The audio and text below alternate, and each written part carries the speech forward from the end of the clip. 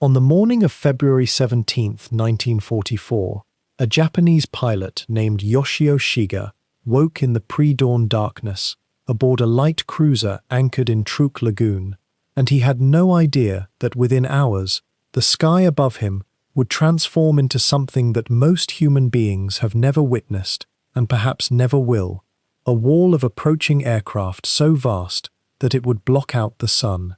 But that revelation lay still 3 hours away. In this moment, the lagoon was quiet. The water was black, thick with the kind of darkness that only ocean nights possess, and somewhere in that darkness, the sound of anchor chains scraped gently against coral. A sound so ordinary, so routine, that it meant nothing. Meant everything. Meant the end of something no one aboard those ships yet understood was ending.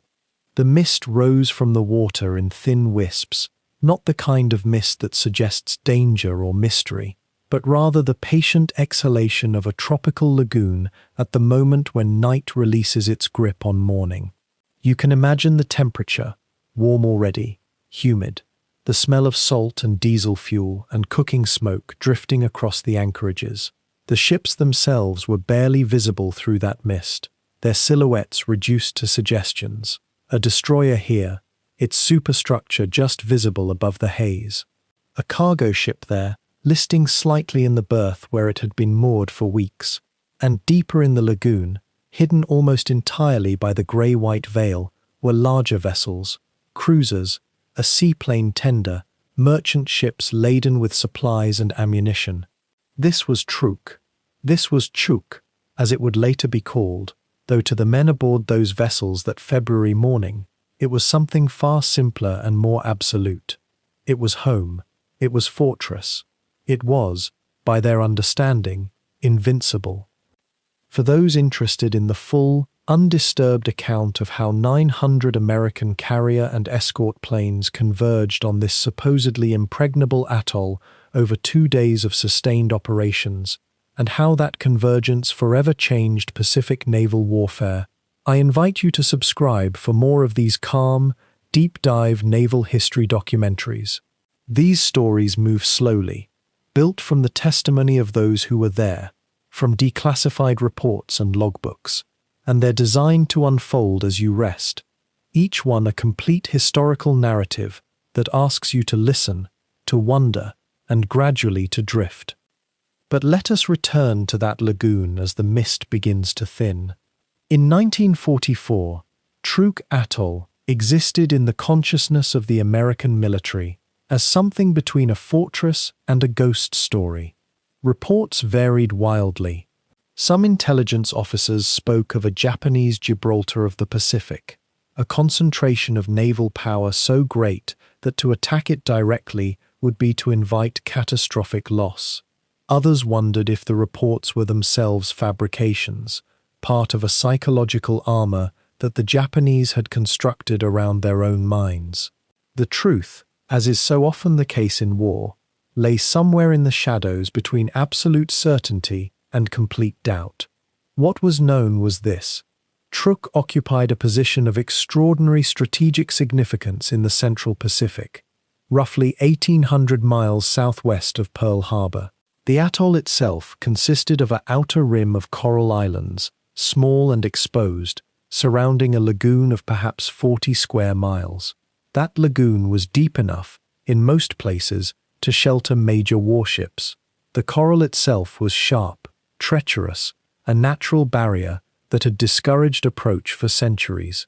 And within that lagoon, at any given moment during the war, there might be anchored the remnants of Japan's combined fleet, ships that had escaped the battles of the Coral Sea, Midway, and the Solomon Islands, ships that were being gathered, replenished, and prepared for the next phase of what Japan's military leadership still believed could be victory.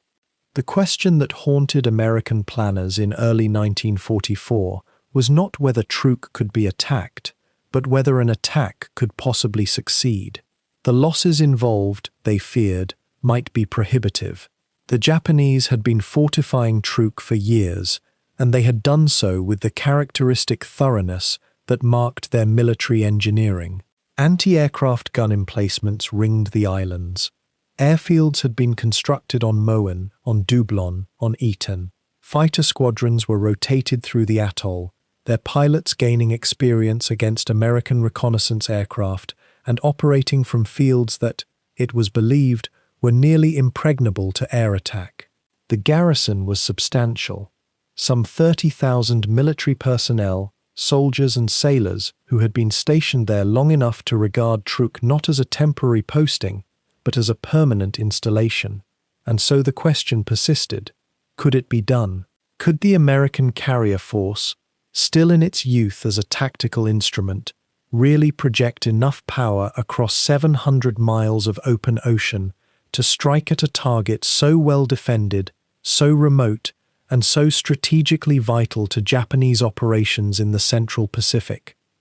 It is a curious thing how strategy is often decided not by grand pronouncements, but by small shifts in confidence. In December of 1943, Admiral Chester Nimitz, Commander-in-Chief of the Pacific Fleet, made a decision that would seem reckless to many of his contemporaries. He would attack Truk, not cautiously, not as a probe, but with the full weight of the fast carrier task forces that had been assembled under the command of Admiral Mark Mitcher. Mitcher was a man of relatively modest height, but outsized presence, a pilot himself who understood viscerally what carrier warfare meant. He understood the capabilities of the new Essex-class carriers that were beginning to arrive in the Pacific with increasing frequency. He understood that the old rules of naval combat, the rules that had governed the age of battleships and line-of-battle formations, had already become obsolete.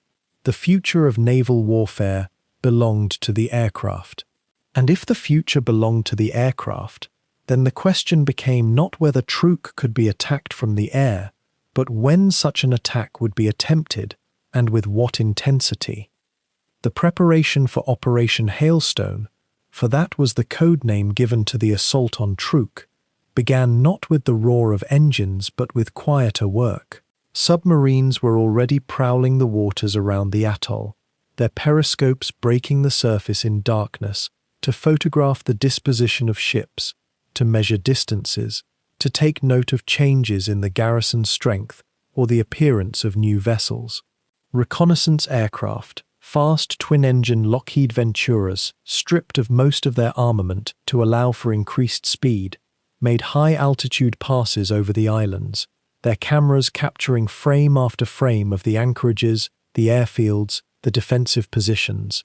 Intelligence officers in Pearl Harbor took those photographs and subjected them to the kind of intense scrutiny that only wartime necessity can generate. They marked positions, drew lines, calculated angles of approach and withdrawal, and somewhere in the deeper, more secret chambers of American military intelligence, men who broke Japanese naval codes were reading intercepts that spoke of ship movements to and from Truk, of supply convoys scheduled to arrive, of rotation schedules for aircraft squadrons. All of this information was being gathered, collated, analyzed, and slowly synthesized into something resembling an accurate picture of what awaited the American carrier task forces. The mist over Truk Lagoon that pre-dawn morning was, in a sense, a curtain about to be drawn open. On one side of it lay a Japanese navy that still believed, or at least hoped, that Truk was safe. On the other side lay an American naval air force that had learned, through painful experience in the Coral Sea and at Midway, that nothing was safe, that everything that floated could be sunk, and that the only question was whether you sank the enemy before he sank you. The moment of transition was approaching. The darkness was beginning to thin, and in that thinning, in that gradual movement from night toward day, the shape of history was beginning to emerge, like something surfacing from deep water. The waters around Truk Atoll, in those days, seemed to hold a particular silence. To understand what made this place so formidable, so seemingly untouchable to the American war machine, you must picture the geography as Japanese strategists saw it, not merely as an island, but as a masterwork of nature transformed into a fortress. The atoll itself is not a simple thing. It is a ring of small islands, volcanic and steep, arranged around a lagoon of almost impossible beauty and terrible complexity. The main islands, Moen, Dublon, Etten, and Fefan, rise abruptly from the shallow water, their dense jungle vegetation climbing toward peaks that catch rain clouds and hold them like secrets. The lagoon they guard spans roughly 40 miles from north to south, its deepest waters reaching 2,000 feet in places, while the edges fade gradually into shallows where coral grows in elaborate formations, creating hazards visible only to those who know where to look. What the Japanese Navy recognized with strategic clarity was that Truk possessed something almost no other location in the Central Pacific offered: natural protection married to depth. The coral reefs that surround the atoll create a barrier so complex and unpredictable that large warships approaching from open ocean faced genuine peril. These reefs shift with currents and tides.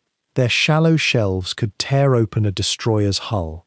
A battleship attempting to force passage without pilot knowledge would likely find itself grounded, vulnerable, helpless. The anchorages within the lagoon, by contrast, offered deep enough water for even the largest vessels. Imagine, if you will, a vast natural harbour surrounded by jungle-covered hills, protected by a maze of coral that only the initiated could navigate safely. The Japanese saw in Truk something akin to what the British had found in Gibraltar, a place where geography itself became strategy. The Japanese called it the Gibraltar of the Pacific, and not without reason. Both were fortress anchorages, distant and difficult to reach, seemingly removed from immediate danger. Both could shelter entire fleets. Both seemed to promise security to those who held them. The comparison was flattering, in a sense, because Gibraltar had held its position through centuries. By 1943 and into 1944, Truk carried a similar reputation for invincibility. The myth had grown around it like coral itself, layer upon layer of assumption and belief. Senior Japanese officers spoke of it as impregnable. Sailors stationed there felt themselves to be in the safest place in the theatre. The fortress garrison numbered in the thousands. Soldiers, sailors, construction workers, support personnel. Anti-aircraft batteries crowned the hills. Searchlights stood ready. Airfields had been built on 3 of the main islands. Fuel depots and ammunition magazines had been carved into hillsides. The Japanese Navy had poured resources into Truk as though they believed, truly believed, that no enemy task force could reach it, and even if one somehow did, that the natural and man-made defenses would make any assault prohibitively costly. The lagoon itself seemed to validate this confidence. Its narrow, reef-lined channels created natural choke points. Only a handful of passes cut through the coral barrier, and those were known, charted, defended. An attacking fleet would have to navigate one of these passages, emerge into the lagoon, and face whatever the Japanese chose to station there. It appeared, on paper and in strategic discussions, to be a problem that favored the defender overwhelmingly. How could any attacker approach such a place without accepting catastrophic loss? The waters seemed to ask this question silently, day after day, as Japanese ships lay at anchor beneath the tropical sun. But what the architects of Truk's defense did not fully reckon with was how much warfare itself had changed by the middle of 1944. Naval combat for centuries had been about ships approaching each other, cannon exchanging fire at relatively close range. By this point in the Pacific War, that paradigm had already shifted. The aircraft carrier had become supreme. The question was no longer whether a battleship could defend its anchorage, but whether the fleet protecting the anchorage could control the sky. The lagoon's reefs, formidable against surface ships, offered little protection against bombs and torpedoes falling from above. Truk's defenders had positioned anti-aircraft guns and built airfields, yes, but they had planned for an assault that would arrive by sea, ship by ship, where the coral maze and the lagoon's geography could be exploited. An assault from the air, arriving in overwhelming numbers over a span of 2 days, presented an entirely different problem, one that the fortress's designers had perhaps underestimated. The anchorages themselves, those deep and sheltered waters that made Truk so valuable, would become, in a peculiar and tragic way, a vulnerability. Ships anchored in the lagoon could not quickly flee to open ocean. They could not exploit whatever speed they possessed to escape. They were trapped by the very geography that had seemed to protect them. In the shallow waters, some would have less than a few hundred yards to maneuver. Others would be so tightly packed against their neighbors that the fall of one burning vessel might trigger the fall of another. The lagoon that had seemed like sanctuary would become, over the course of February 17 and 18, 1944, something closer to a grave. But none of this was yet apparent to those stationed there, or to the naval strategists in Tokyo who continued to believe in Truk's essential impregnability. The myth of invincibility hung over the atoll, like the persistent mist that rises from the lagoon at dawn, present but almost invisible, deeply believed, and about to be shattered.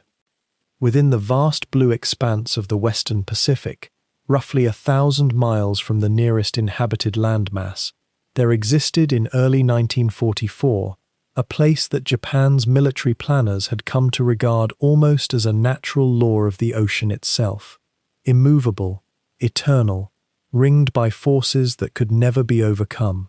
Truk Atoll, known to the Americans simply by its coordinates and geographic description, lay like a crown of coral and limestone, a fortress that had never truly been tested.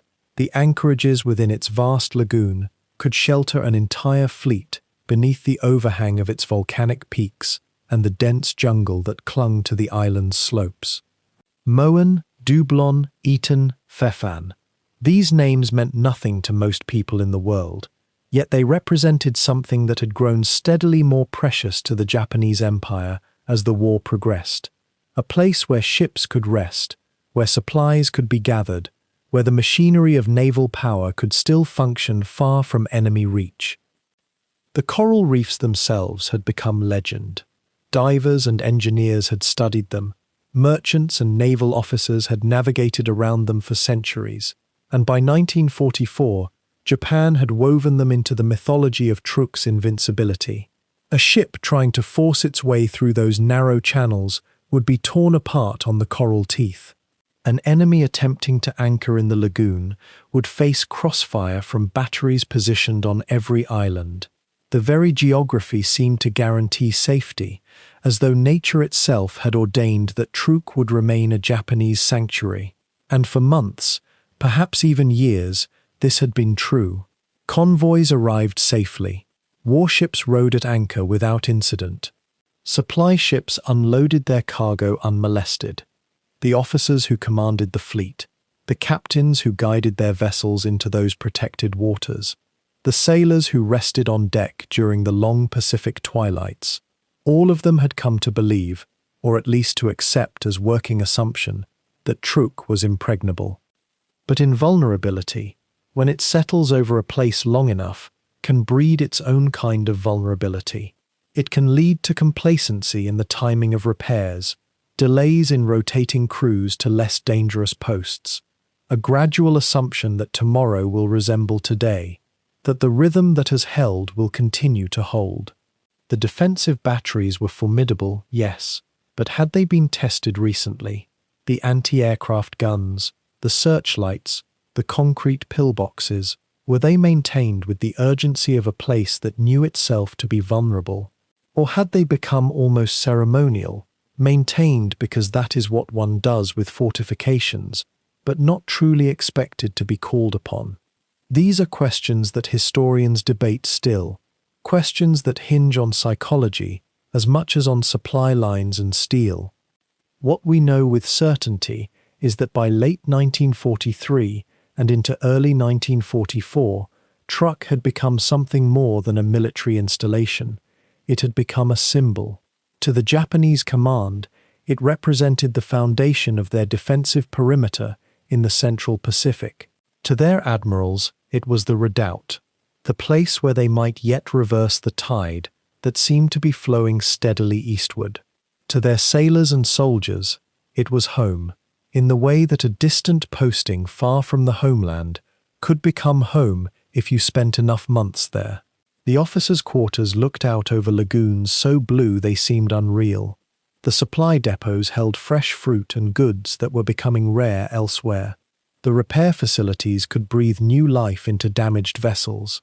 It was almost, if one could forget for a moment the larger context, a pleasant place to be stationed. Yet across the ocean, in briefing rooms in Hawaii and aboard flagships anchored in Pearl Harbor, the American command was asking a very different set of questions. They were asking not whether Truk was vulnerable, but precisely how vulnerable. They were asking where its weaknesses lay, what its actual capacity was to defend itself, and what would happen if, not whether, but if, it came under direct assault from an enemy that had learned, through bloody experience in the Solomon Islands and elsewhere, how to project naval power across enormous distances. And in the way that wars often turn on questions rather than answers, the American willingness to ask these questions, to gather intelligence to answer them, and to dare to act on what they learned, would begin to change everything. If you found yourself drawn into the rhythms of naval history, to the ways that logistics and geography and human decision-making shape the outcomes of great battles, you might consider subscribing for more deep-dive documentaries like this one. We explore the quiet moments of preparation, the technical details that decide wars, and the human stories that live inside the machinery of history, all offered at a pace that allows the mind to rest while learning. The winter of 1943 had brought the Americans to a crucial threshold. Island after island in the Central Pacific had been secured through the grinding methodology of amphibious assault and air superiority. Tarawa had been taken. The Marshalls were being prepared as the next objective. But between where the Americans stood and where they intended to go, Truk sat like a cork in a bottle, or so it had always seemed. The Japanese combined fleet had pulled back from Rabaul earlier that year after losses mounted there beyond recovery. Rabaul, which had seemed almost as formidable as Truk itself, had been bypassed and left to wither. And in its retreat, the combined fleet had made its way to Truk, anchoring the fleet there, stockpiling supplies, setting up headquarters and repair facilities. It was meant to be a fortress, the final bastion before the home islands. The Americans, though, were beginning to understand something that the Japanese had perhaps lost sight of. Fortress is a matter of perspective. What seems impregnable from the inside, defended by artillery and reefs and distance, can appear quite different to someone who approaches from above, who has command of the air and can choose when and where and how to strike. The question was no longer whether Truk could be taken. The question was whether it was worth taking directly, or whether it could be rendered irrelevant through a different kind of assault, one that didn't require landing troops or storming beaches, but rather one that came from the sky, with such overwhelming force and precision that the fortress's defenders would have no opportunity to mount an effective response. This was the thinking that would lead, step by step, through winter and into early February of 1944, toward the conception and planning of Operation Hailstone. The name itself would become historic, though few outside military circles would ever remember it.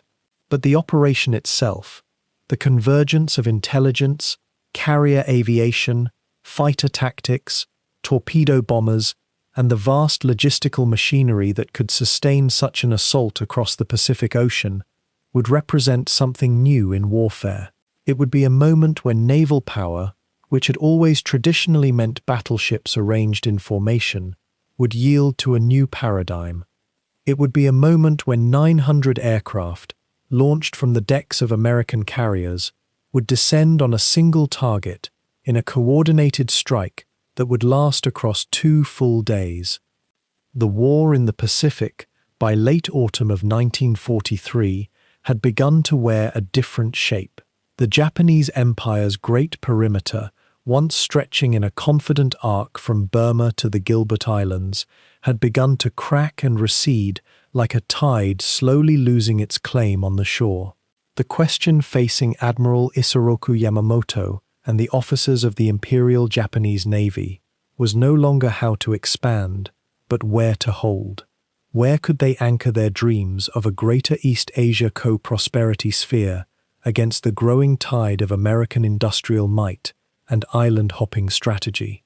The Americans, under the broad command of Admiral Chester Nimitz in the Central Pacific, had begun a methodical, carefully calculated advance that broke the old rules of naval warfare. Rather than assault every fortified position, rather than bleed their forces against isolated garrisons, they chose to leapfrog.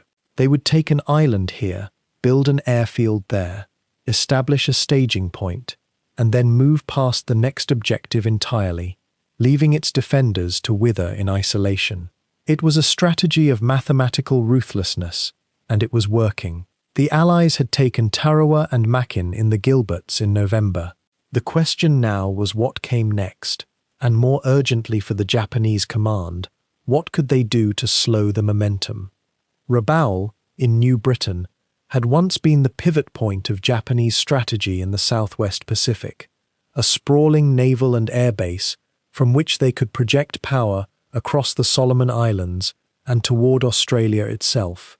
General Douglas MacArthur's forces, advancing up the ladder of the Solomon chain, had made Rabaul's position increasingly untenable. By late 1943, the Japanese had concluded that holding the place was futile. The garrisons would be left to garrison themselves, cut off and eventually consumed by American advance. The naval strength, the cruisers, the destroyers, the trained pilots, these were pulled back, consolidated, moved toward what was hoped to be a more defensible position. That position was Truk, and here the strategic geography becomes crucial to understand.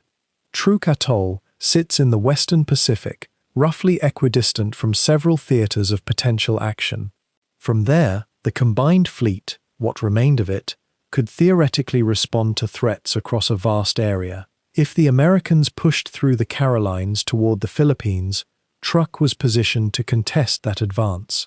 If they moved through the Marianas, Truk lay nearby enough to mount a defense. It was, in the thinking of Japanese naval planners, a fortress from which they could trade space and time for American blood and materiel. It was a gamble on the idea that America, battered by enough carrier battles and surface engagements, might eventually decide that the cost was too high. The retreat to Truk was not a collapse, not yet. It was a calculated withdrawal, a narrowing of the perimeter, an attempt to consolidate strength and prepare for what Japanese officers expected would be a series of climactic fleet battles.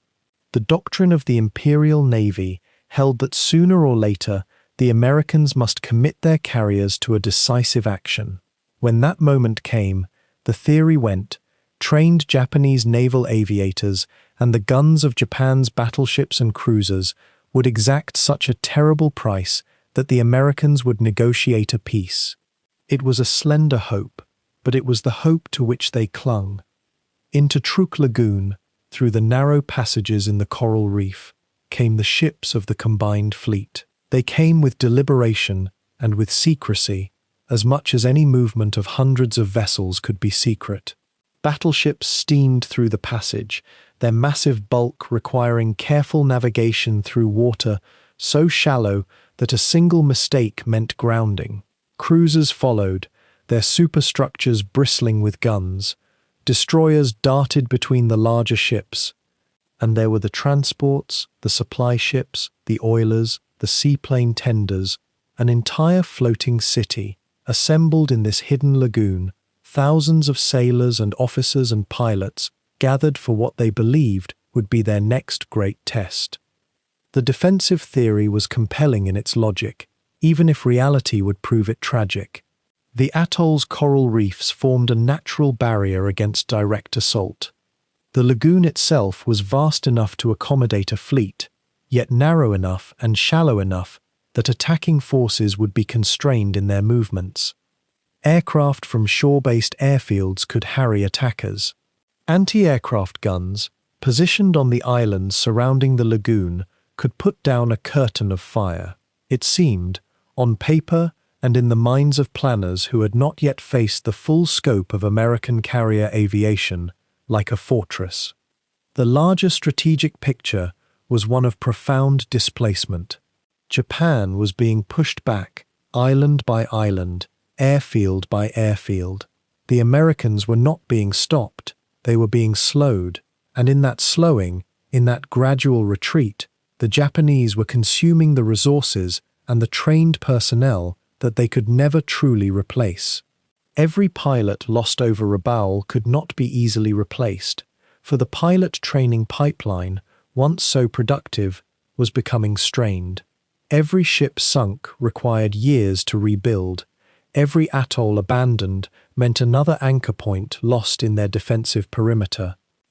Yet in the closing months of 1943, as the ships were moving to Truk, as supplies were being stockpiled, as pilots were being briefed on their new operational theatre, there remained among the officers and men a sense of purpose. The American advance could still be contested. A fortress still existed in which they could make a stand. The question of whether that fortress was truly as formidable as it appeared would soon be answered, but not yet. For now, in the stillness of the lagoon, with the weight of strategic burden settling over the fleet like the tropical humidity itself, there was only the present moment and the faith that training and courage and the geography of coral and shallow water might yet prove to be enough. The men who would unmake Truk's legend were themselves a product of necessity born from catastrophe. Admiral Chester Nimitz, whose name would come to define American naval strategy in the Pacific, had inherited a shattered fleet on the morning of December 7, 1941. Pearl Harbor lay smoking behind him. The battleships, the great dreadnoughts that navies had built their doctrine around for half a century, rested on the harbor floor, their steel bones already beginning the slow dissolution into rust and marine life. Nimitz, a man of quiet deliberation and unflinching pragmatism, understood something that many of his peers were still struggling to accept. The age of the battleship had ended not with a bang, but with burning oil and the drone of carrier aircraft. He was not a dramatic man. Nimitz kept a sparse office, answered his own telephone when he could, and moved through the war with the steady temperament of someone who grasped that time was as much a weapon as any gun. Unlike commanders who sought glory through aggressive posturing, he built his strategy on calculation and logistics, on the grinding mathematics of supply lines and fuel consumption, on patience measured in miles across empty ocean. And yet, beneath that measured exterior, lived an imagination vast enough to envision something entirely new on the water. By the time Truk loomed on the intelligence maps in early 1944, Nimitz had begun assembling an instrument of naval power unlike anything that had ever existed. It was not a fleet arranged around a single battleship, bristling with 16-inch guns. Instead, it was centered on the fast carrier task force, and the man chosen to command Task Force 58 was Rear Admiral Mark Mitscher, a lean, weathered officer with the bearing of someone who had spent decades staring into distance and wind. Mitscher was, perhaps, the closest thing the American Navy possessed to a poet of carrier warfare. He had been flying aircraft since the early days of naval aviation, before most officers took it seriously, when carrier pilots were regarded by battleship captains as dilettantes and experimenters, rather than the future of naval combat. He understood instinctively what Nimitz had come to understand through painful necessity, that the carrier task force, coordinated and concentrated, represented a new form of naval power, one in which ships might never see each other, might fight across horizons they could not perceive. Task Force 58, as it came together in the winter of 1943 and early 44, was an expression of this philosophy made manifest. At its heart lay not one or two carriers, but 5 of them, the Essex class, newly launched from American shipyards with their angled flight decks and armored belts, alongside the smaller light carriers and the escort carriers that supported them. Around these floated a constellation of cruisers and destroyers, themselves a new kind of warship, stripped of the heavy armor and massive guns that had once defined a cruiser's power, rebuilt instead as anti-aircraft platforms and escort vessels for the carriers they protected. The Fast Carrier Task Force was, in essence, a city at sea that could move at 25 knots and concentrate on a target with overwhelming speed. Each carrier carried between 120 and 140 aircraft, fighters, bombers, torpedo bombers, scout planes. Multiply that by 5 major carriers, add the light carriers and escort carriers, and you arrived at numbers that a few years earlier would have seemed impossible to concentrate on a single objective.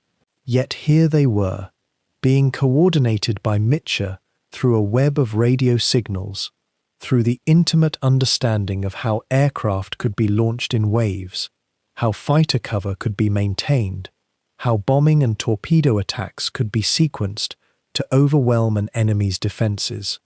This was not evolution of the battleship era, this was extinction and replacement. The battleships still existed in the fleet, they would still exist for decades, but they had become secondary instruments, support vessels, coastal bombardment platforms. The real war at sea now happened in the air, and the real advantage belonged to whoever could put the most aircraft in the sky at the right moment, whoever could coordinate that power with precision and timing. Mitscher had been thinking about this problem for years. How did you take dozens of ships, each one independent in some ways, each one carrying its own captain, with his own concerns about fuel and damage and personnel, and weld them into a single coordinated weapon? How did you communicate across an expanse of ocean where radio silence might be necessary at any moment? How did you maintain cohesion when your ships might be spread across 50 or 60 miles of water? The answer, Mitscher understood, lay partly in procedure, in the detailed, almost choreographed movements that every captain had practiced until they became second nature, and partly in a kind of shared intuition that could only come from long experience and from trust in your commander. Task Force 58, under Mitscher, had been training together, working together, refining their coordination for months. The crews knew their ship's capabilities not as theoretical concepts, but as lived experience. The pilots knew how to launch in crowded conditions, how to navigate to a target they might not be able to see, how to coordinate their attacks with other squadrons attacking from different angles. This task force, coalescing in early 1944, represented the culmination of lessons learned in hard combat over the past 2 years. The battles of the Coral Sea, of Midway, of the Santa Cruz Islands, of the various engagements in the Solomon Islands campaign, all of these had been, in a sense, experiments, proving grounds where the new form of naval warfare had been tested and refined. Officers and men who had survived those battles carried with them an almost instinctive understanding of what worked and what did not. There was also something else, something harder to measure but no less real, the knowledge that American shipbuilding and aircraft production had now surged to a point where material advantage, combined with tactical innovation, could achieve extraordinary things. The Essex-class carriers being launched from American yards represented an industrial capacity that Japan could not match. Each carrier that came down the slipways was not just a replacement, but a net addition to American power, while Japanese carriers lost at Midway, at the Santa Cruz Islands, at Bougainville, had been irreplaced. Mitscher grasped this. He understood that he had at his command a force that was not only new, but overwhelmingly powerful, and that this power was only going to grow as more ships came into service. The question was not whether this force could accomplish remarkable things, but how to use it with maximum effect, how to concentrate it on targets that would yield strategic advantage. Truk, with its reputation as Japan's impregnable fortress, with its concentration of warships and merchant vessels, with its airfield capacity and its position as a nexus of Japanese naval power in the Central Pacific, seemed like exactly the right target on which to test this new instrument. Yet before a single engine turned over on any carrier flight deck, before the pilots even knew where they were bound, there existed a shadow war of extraordinary patience and technical ingenuity. For months, across thousands of miles of Pacific Ocean, American intelligence officers, linguists, and sailors had been assembling a portrait of Truk, piece by piece, conversation by conversation, photograph by photograph. The Japanese believed their fortress was sealed in mystery, shrouded in distance and oceanic vastness. They were wrong. The story began in the intelligence huts of Pearl Harbor and on the sun-baked island of Midway, where a cadre of Navy codebreakers had, by late 1943, achieved something close to a miracle. They could read Japanese naval radio traffic. Not all of it, and not always quickly, but enough. Enough to know when ships had departed from the home islands. Enough to follow their progress through wireless reports and status updates transmitted in code. Code that clever men and women had labored to break. The work was meticulous, often tedious, sometimes yielding nothing, but occasionally, intermittently, it produced intelligence that could save lives or change the course of an engagement. In those quiet intelligence offices, the true warfare was linguistic and mathematical.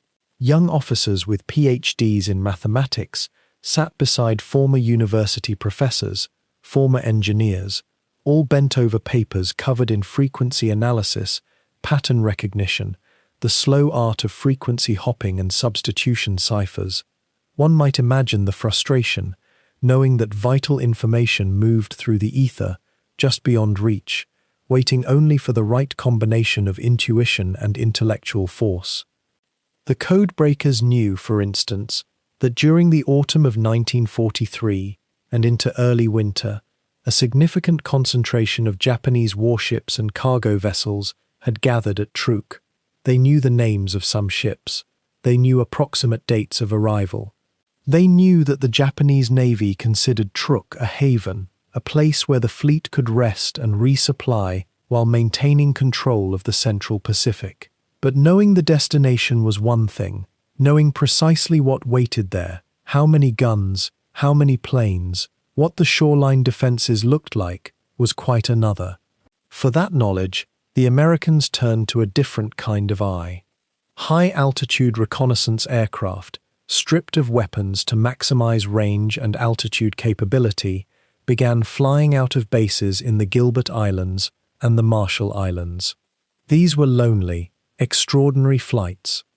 A single P-5 Lightning or B-24 Liberator would climb to 30,000 feet or higher, would fly for hours alone above the Pacific, knowing that discovery meant almost certain death. The pilots of these aircraft were a breed apart, patient men, methodical men who photographed rather than fought. They carried cameras of extraordinary precision, cameras that could resolve objects on the ground from miles above.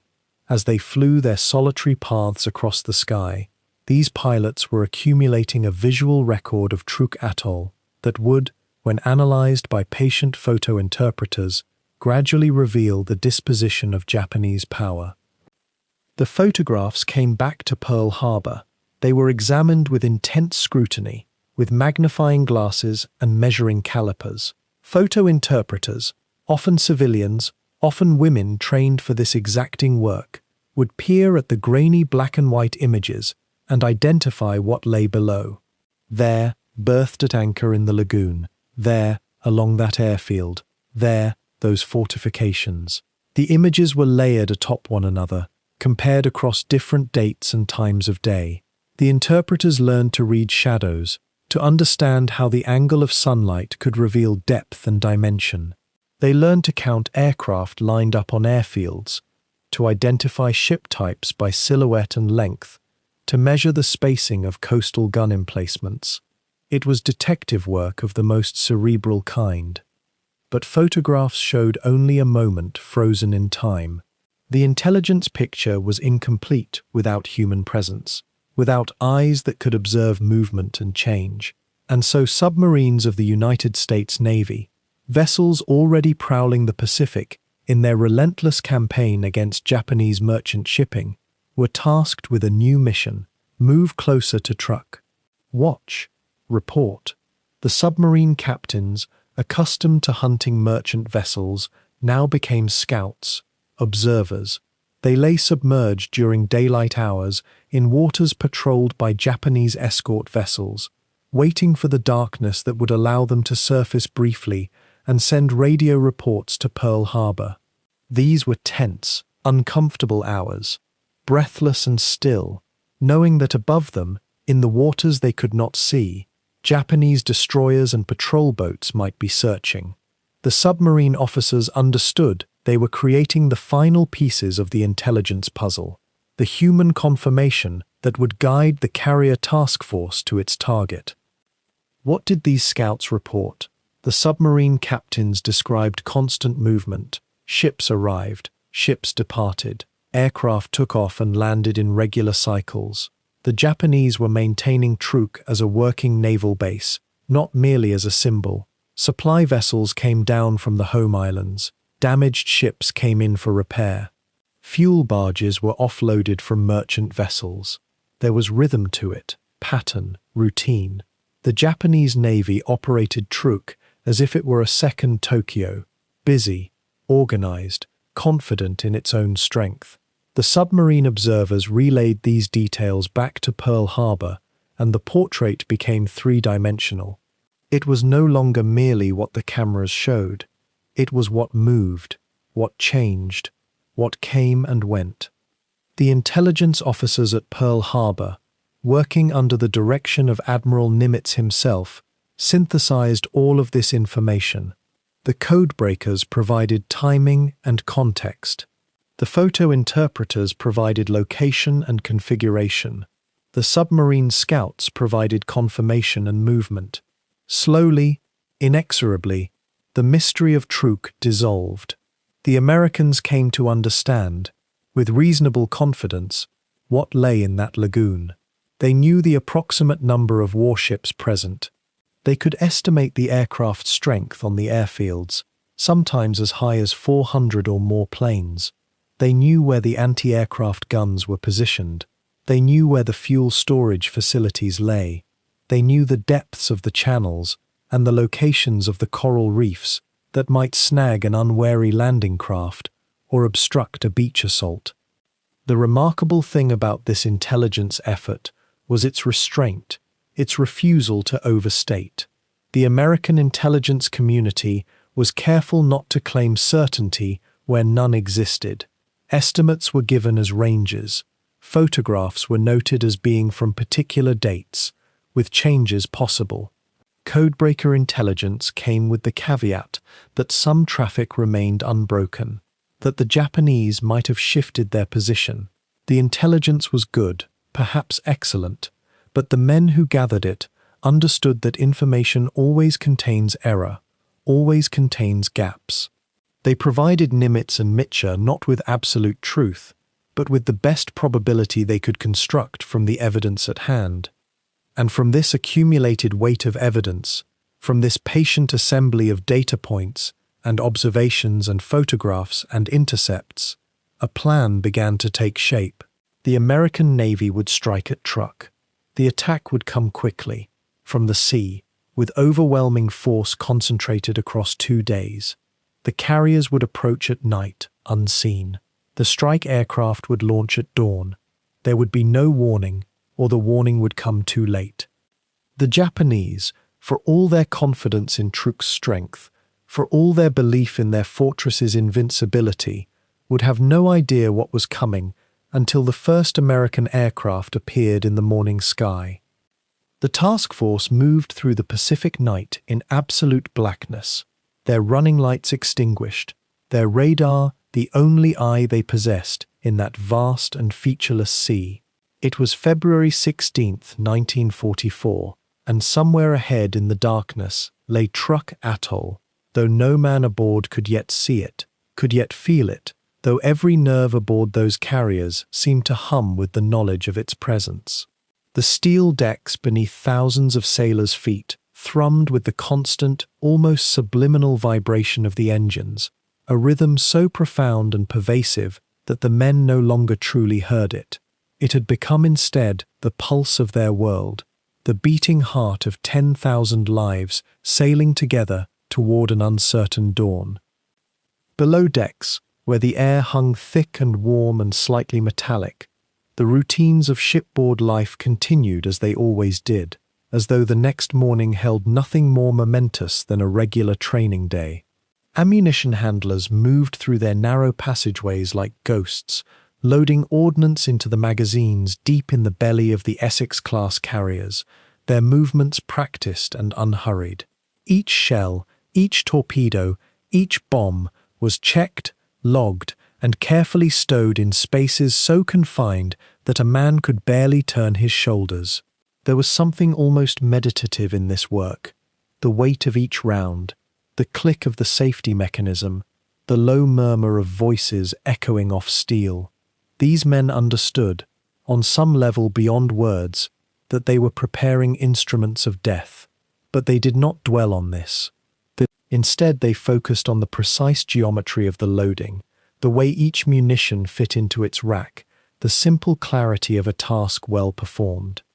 In the crew's berthing compartments, sailors lay in their narrow bunks, stacked 3 or 4 high in spaces no wider than a coffin, and some of them wrote letters home. The vibration of the engines made writing difficult. The pen would skip and dance across the paper, but they persisted nonetheless, hunching over small writing tablets balanced on their knees, their faces illuminated by the pale glow of reading lights that cast everything beyond them into shadow. What does a young man of 19 or 20 write to his mother when he knows, as surely as he knows anything, that he may never see her again? The letters were typically brief, almost circumspect. The weather was warm. The ship was a good ship. The food was tolerable. He was thinking of her, of home, of the girl he had danced with before he left. The sentences were simple, unadorned, as though elaborate language might somehow jinx the universe. Some men wrote that they loved their families. Others could not quite bring themselves to say it in ink, though every word was saturated with the unspoken emotion. When the letters were finished, they were folded carefully and placed in pockets, to be mailed if the writer survived the morning, or filed away in the ship's records as artifacts of a voice no longer present in the world. There was a peculiar quality to the night aboard those carriers, a quality of suspension, as though time itself had become uncertain. The men moved through the ship's passages with the unhurried gait of sailors accustomed to darkness and confinement, their hands trailing along railings they could not see but knew intimately. Some gathered in small groups in the compartments and crew's quarters, speaking in low voices about the battles they had heard about but never witnessed. Midway, the Coral Sea, recent strikes against the Gilbert Islands. Did they speak of fear? Perhaps not directly. Instead, they spoke of what they had heard from older sailors, from veterans who had seen combat. They spoke of the noise, the smoke, the way a ship could go down so quickly that you were swimming in the oil slick and burning debris before your mind had quite accepted what had happened. But these were abstract stories, told in the darkness, and there was something almost unreal about them. Truk was abstract too. It was a name on a map, a target, a thing to be done. It would not become real until the sun rose. In the ship's chapels, small, austere spaces tucked away in the upper decks, sailors attended services through the night. Protestant chaplains, Catholic priests, and Jewish rabbis moved through the ships, offering comfort in whatever form the men's faiths demanded. Some men sought out these spaces out of genuine religious conviction, wanting to make their peace with whatever deity they believed in.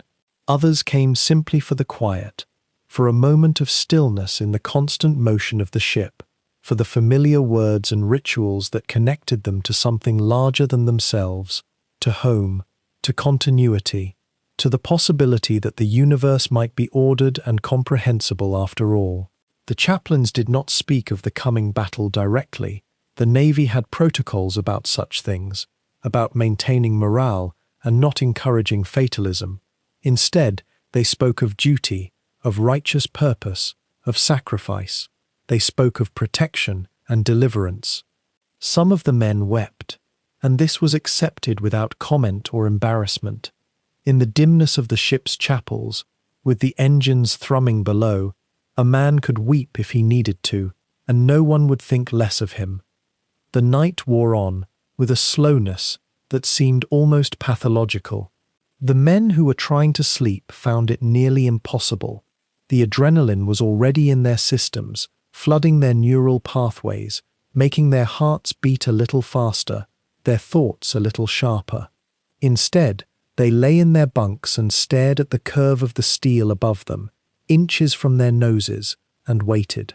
Some of the pilots tried to rest, knowing they would need to be sharp at dawn, but most of them gave up the attempt.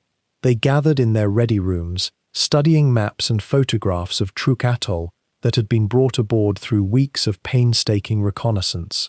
They traced the lagoon's outline with their fingers, noting the positions of the islands, the anchorages, the suspected locations of anti-aircraft batteries. They memorized the layout as though they were committing the geography of a beloved city to memory. In some sense, this landscape was about to become the most important place in their universe, at least for the few hours that would determine whether they lived or died.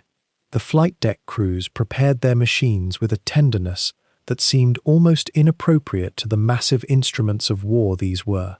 The pilot's equipment was checked and rechecked. Parachutes, survival gear, the small compass that might save a man's life if he went down in the ocean. The Hellcats and Corsairs stood in rows across the flight decks, their wings folded to allow more aircraft to be crammed into the available space, their engines cold but ready, their ammunition loaded. Mechanics moved among them with flashlights, their beams cutting through the darkness like faint swords, verifying every connection, every rivet, every fuel line. These men knew their planes as intimately as a parent knows a child, and they took their responsibility with a kind of religious seriousness. A mistake in maintenance could mean a pilot's death, could mean the loss of a crucial aircraft at a critical moment. There could be no mistakes. And in the darkness, the task force pressed on toward its target, the pilots and sailors silent, with that peculiar form of anticipation that comes before something enormous and irreversible. They had trained for this. They had prepared their ships, their weapons, their minds. And now, in the hours before dawn, there was nothing left to do but wait, and think, and feel the weight of what was coming. The night was warm, and the sea was calm, and somewhere ahead, the crews of Truk Atoll were sleeping, unaware that 900 American aircraft were moving through the darkness toward them. The horizon is still holding darkness when the first stirring begins below deck. It is 4 in the morning on February 17, 1944, and in the ready rooms of the Essex, Yorktown, Intrepid and Lexington, the great flat tops anchored in formation 200 miles east of the target, pilots are being roused from whatever restless sleep they managed. Some have been awake already, lying in their bunks with the knowledge of what the dawn will bring, listening to the ship's ventilation system hum through the humid air. The announcements come quiet but insistent. General quarters, flight quarters. There is no panic in these words, only the practiced rhythm of a ship preparing itself for the violence it has been designed to deliver. The pilots move through the narrow passageways like men moving through a ritual they have rehearsed countless times, though they know that today will be unlike any rehearsal. Some stop at the chaplain's office. Some write letters that will not be sent if they do not return.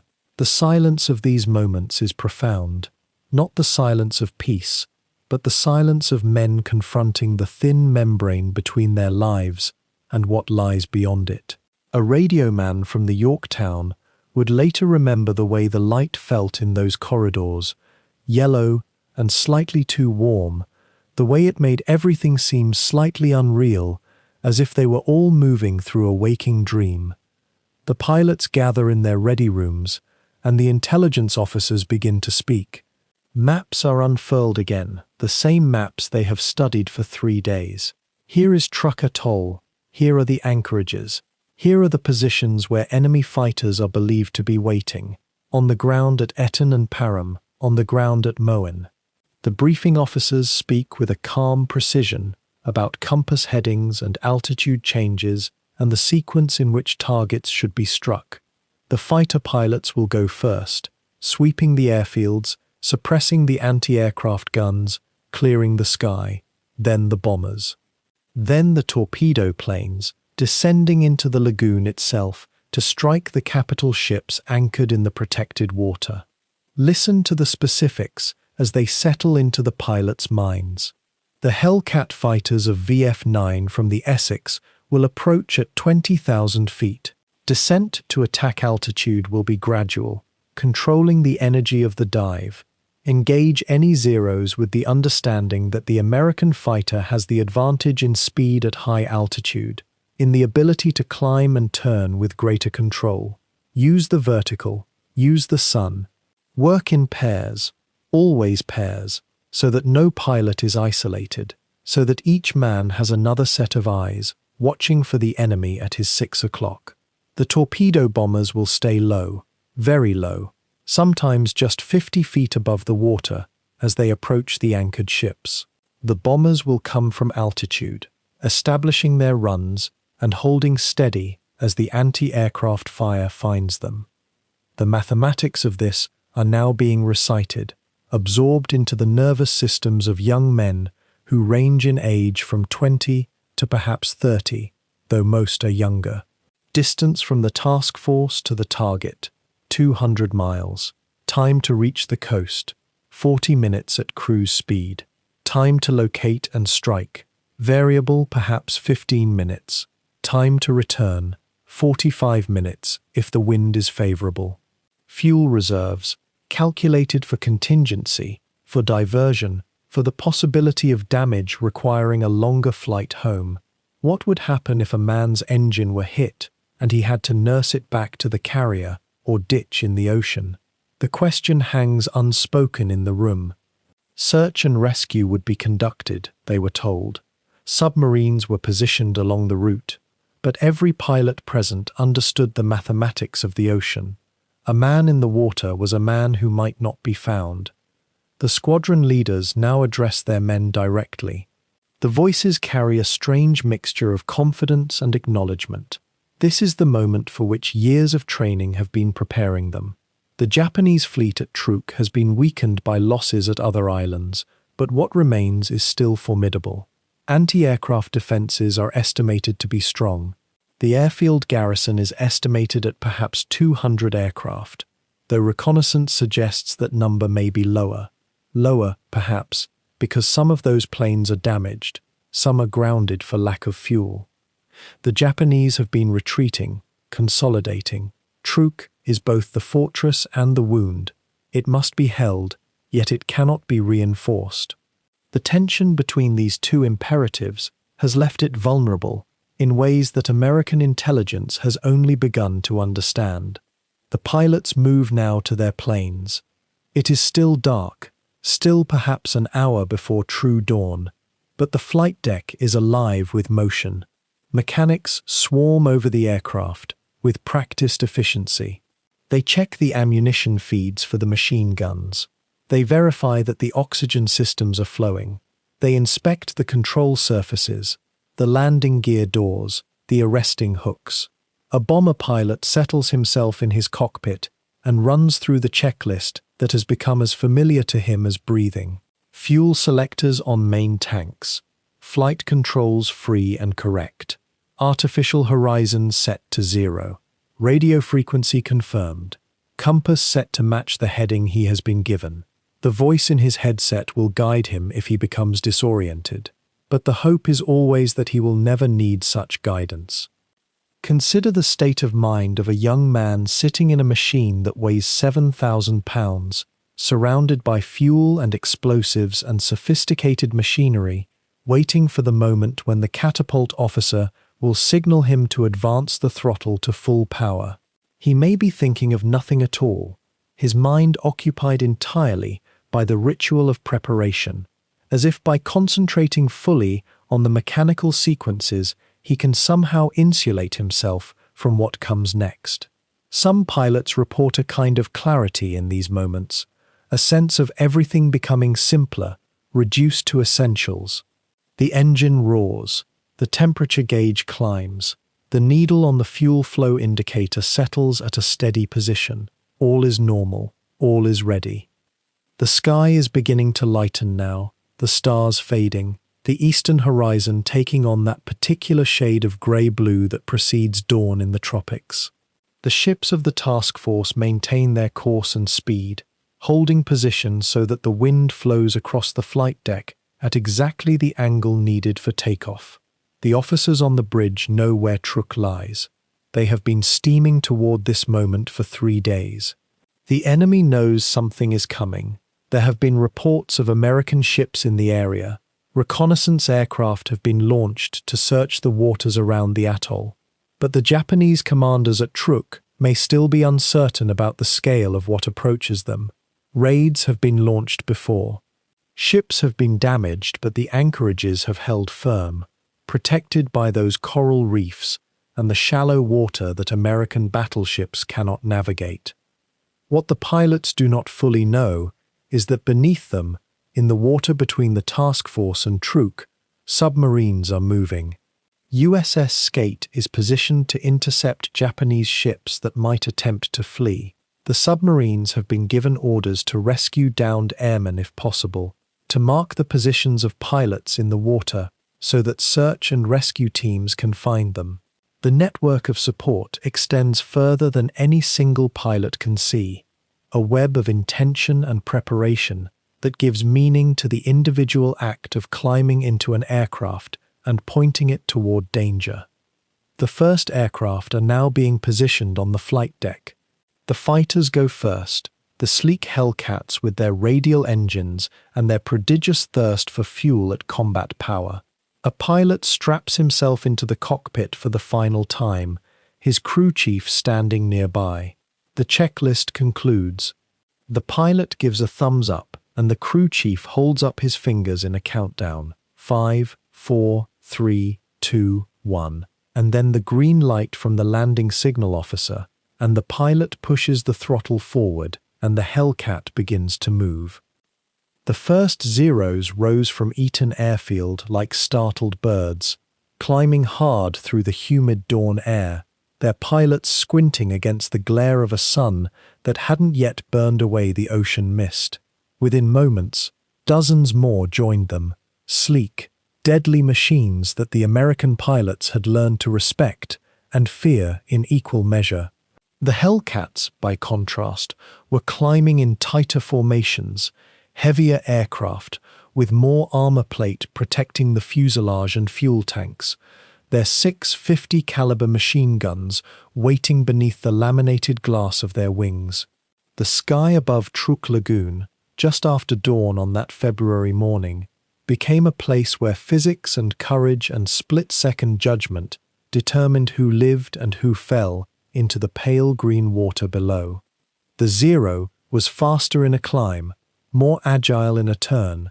Many pilots on both sides understood this as simple fact, the way you might understand that a knife is sharper than a stone.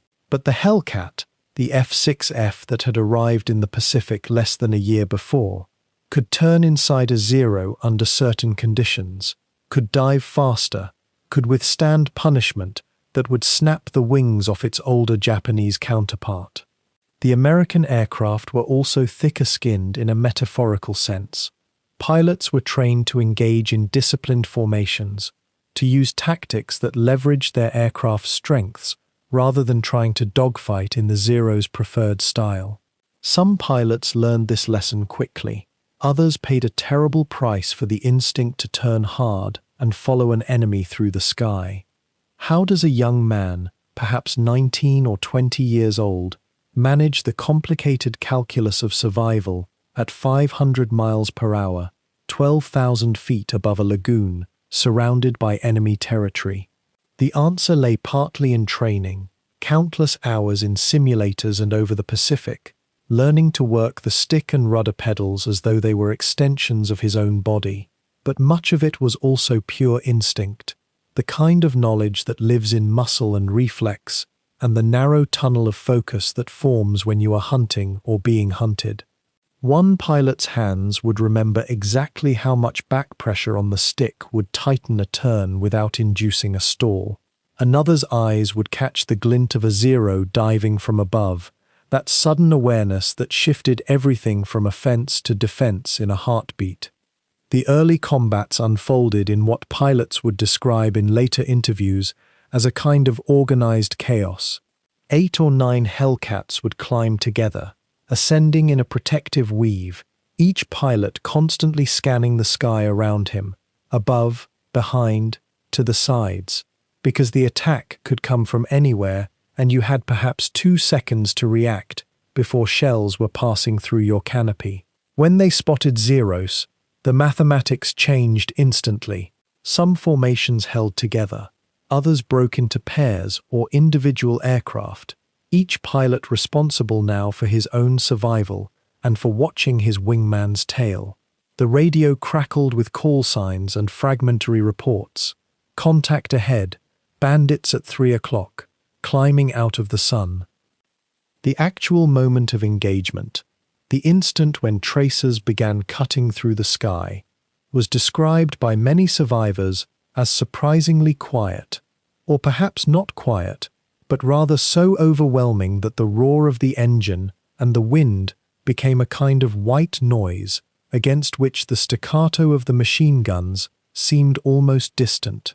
Your vision narrowed, your breathing quickened. You were aware of G-forces pressing you into the seat, the stick heavy in your hands, the engine instrument panel to your left glowing with gauges you needed to read, while also watching the enemy aircraft ahead of you and the empty sky all around.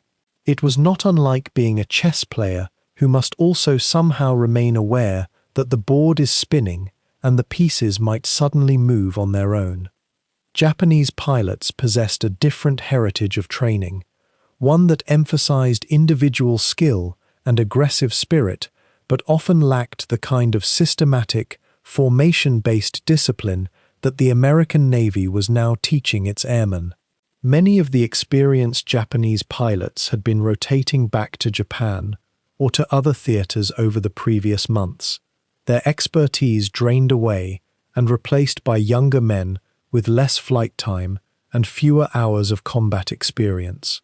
This meant that on February 17, 1944, above Truk Lagoon, some of the Zeros facing American Hellcats were flown by pilots who might have had 60 or 80 hours of combat experience, while others had perhaps a tenth of that. It created a vast disparity in outcomes, in ways that were almost invisible to an observer on the ground, but utterly apparent to the young men flying. There was fear, certainly, a visceral kind of fear that made your stomach tight and your thoughts race. But there was also something else, something that historians and pilots themselves have struggled to articulate, a kind of singular focus, almost a meditative state, where the entire universe compressed down to the immediate moment.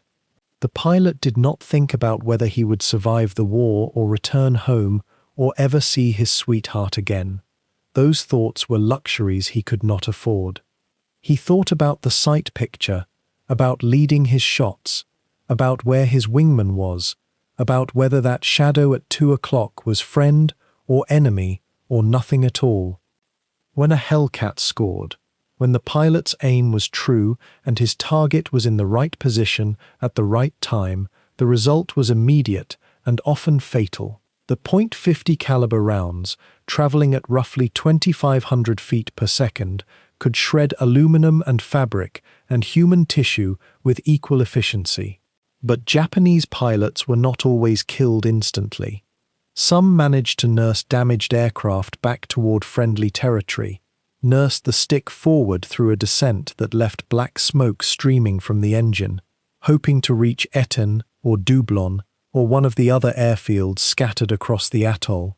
Some pilots were not killed at all, but rather fell from the sky in aircraft that would no longer respond to control inputs, spiraling downward, with a pilot fighting all the way to maintain some semblance of control.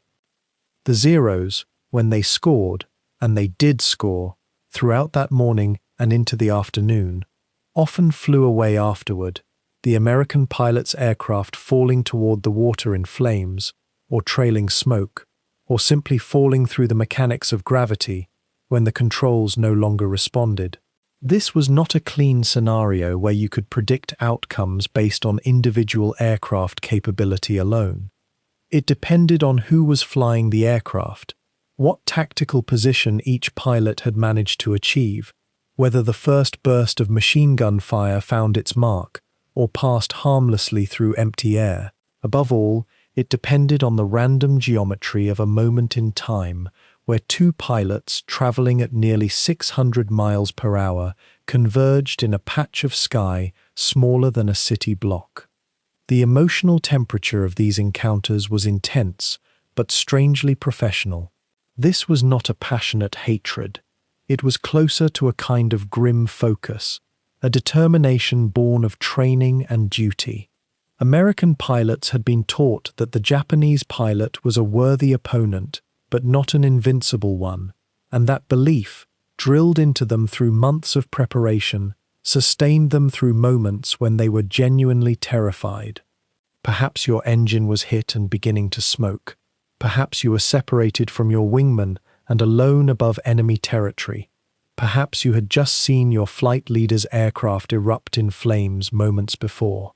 The training, the routine, the repetition of checklist and procedure became the structure that held you together when the actual moment arrived. As the morning wore on, the combats became more chaotic and less organized. The initial climbs had been relatively disciplined, with planes meeting at altitude in something resembling a structured engagement. But by mid-morning, the air above Truk was filled with aircraft at all altitudes, bombers and torpedo planes descending toward the lagoon, fighters trying to intercept them or protect them, damaged aircraft trying to limp toward home or toward the water where they might be rescued. The Hellcats flew multiple sorties, diving to strafe airfields, climbing back up to patrol for enemy fighters, coordinating with one another through radio frequencies that crackled with the compressed speech of pilots who had perhaps seconds between transmissions. It was exhausting work, physically and mentally, the kind of activity that made 30 minutes feel like 3 hours and left pilots with racing hearts even after they had touched down on the carrier deck. While the Hellcats wove their elaborate dance across the sky above Truk, another choreography was unfolding below, one that would prove just as decisive and perhaps more terrible in its mathematics. The bombers and torpedo planes, having waited their turn with the patience of predators, now descended toward the lagoon, where the Japanese fleet lay anchored like sleeping giants, suddenly aware of danger but unable to move. The geography of the anchorage, from above, must have looked almost abstract to the young pilots descending through the scattered clouds. A crescent of pale coral reef, enclosing water so clear that the hulls of ships were visible in their entirety, their shadows trembling beneath them on the sandy bottom. From the cockpit at 5,000 feet, the lagoon revealed itself as a kind of enclosed stadium, its boundaries defined by that fragile ring of coral, and within it, arranged according to no defensive purpose that the Americans could exploit, the heart of Japan's striking power sat exposed. The dive bombers came first, the Douglas SBD Dauntless aircraft, that had proven themselves at the Coral Sea and Midway, their pilots already veterans of a sort in a war that had consumed so many veterans in so little time. These machines, neither as fast nor as glamorous as the fighters above them, possessed a quality more valuable in this moment: accuracy. A dauntless pilot approaching a ship at altitude would ease his aircraft into a steep dive, sometimes approaching the vertical, and in that terrible descent he would find what most combat flyers discovered was the most intimate moment of their profession: the time between commitment and consequence. The ship below would grow larger and larger in the windscreen until all else fell away, until there was only the target and the precise mathematics of release. Watch the altimeter, listen to the engine scream, feel the rush of air pushing the aircraft downward. Release the bomb. Pull up. Climb back toward the sky before anti-aircraft fire could track you with its slow, searching paths. The torpedo planes, the Grumman TBFs and TBMs, followed a different geometry of approach, one that required even greater patience and nerve.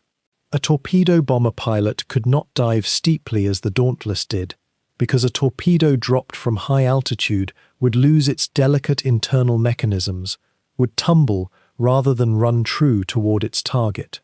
Instead, these pilots had to approach their victims almost horizontally, flying mere feet above the water in many cases, which meant flying directly into the densest field of anti-aircraft fire, which meant knowing that their slow aircraft and their explosive payload made them perhaps the most vulnerable flyers in the entire battle. The torpedo run was an act of faith and calculation in equal measure.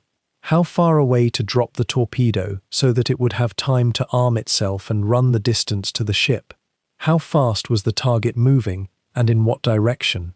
Which way would the ship turn when it saw the approaching aircraft? These questions had to be answered in seconds, with the noise of the engine filling your ears and the muzzle flashes from the enemy guns becoming larger and more distinct. The pilots, even the experienced ones, even those who had trained for this moment through hundreds of hours of flying, must have felt something beneath the professional detachment they wore like a uniform. Fear, perhaps, though most would not have called it that. Concentration so intense it felt almost like dreaming. A kind of clarity that seemed to make time move differently, expanding and contracting according to the demands of survival. The radio chatter between aircraft was sparse and professional, call signs and vectors and damage reports. But even in those few transmissions there lived the entire emotional weight of young men doing work that required them to imagine their own deaths with precision. From the air, Truk Lagoon was becoming a landscape of transformation. Where there had been stillness, there was now motion. Ships that had sat peacefully at anchor were now alive with purpose, their guns swinging upward, their crews running to battle stations, some of them attempting to weigh anchor and move deeper into the lagoon or toward the reef passages that might offer escape. The water itself was beginning to change, scarred with near misses, and with the spreading stains of fuel oil bleeding from wounded hulls. Smoke was rising in pillars and in thick clouds, beginning to obscure the very targets that the following waves of attackers would need to see. This created a strange problem for the American pilots. The success of the early attacks was making later attacks more difficult, obscuring the precise locations of the remaining ships, turning the enclosed waters into a gradually darkening maze. The tactics had been worked out in advance during the planning stages, the doctrine developed through years of naval aviation theory and the hard lessons of previous carrier battles. The bombers would come in waves, allowing time between attacks for anti-aircraft crews to be reloaded and repositioned, yet not so much time that the Japanese could achieve any organized defense. The torpedo planes would come from different angles than the dive bombers, forcing the defending ships to split their attention, to choose whether to maneuver against one threat or the other. The fighters, maintaining their combat air patrol high above, would continue to intercept the few Japanese aircraft that scrambled from the airfields on the atoll itself, keeping the defenders pinned to the ground or drawing them away from the critical battle above the lagoon. There was an elegance to it, almost a kind of music in the way the different elements combined. The timing, the geometry, the coordinated use of 3 different types of aircraft, each with their own strengths and limitations, each complementing the others in an intricate pattern.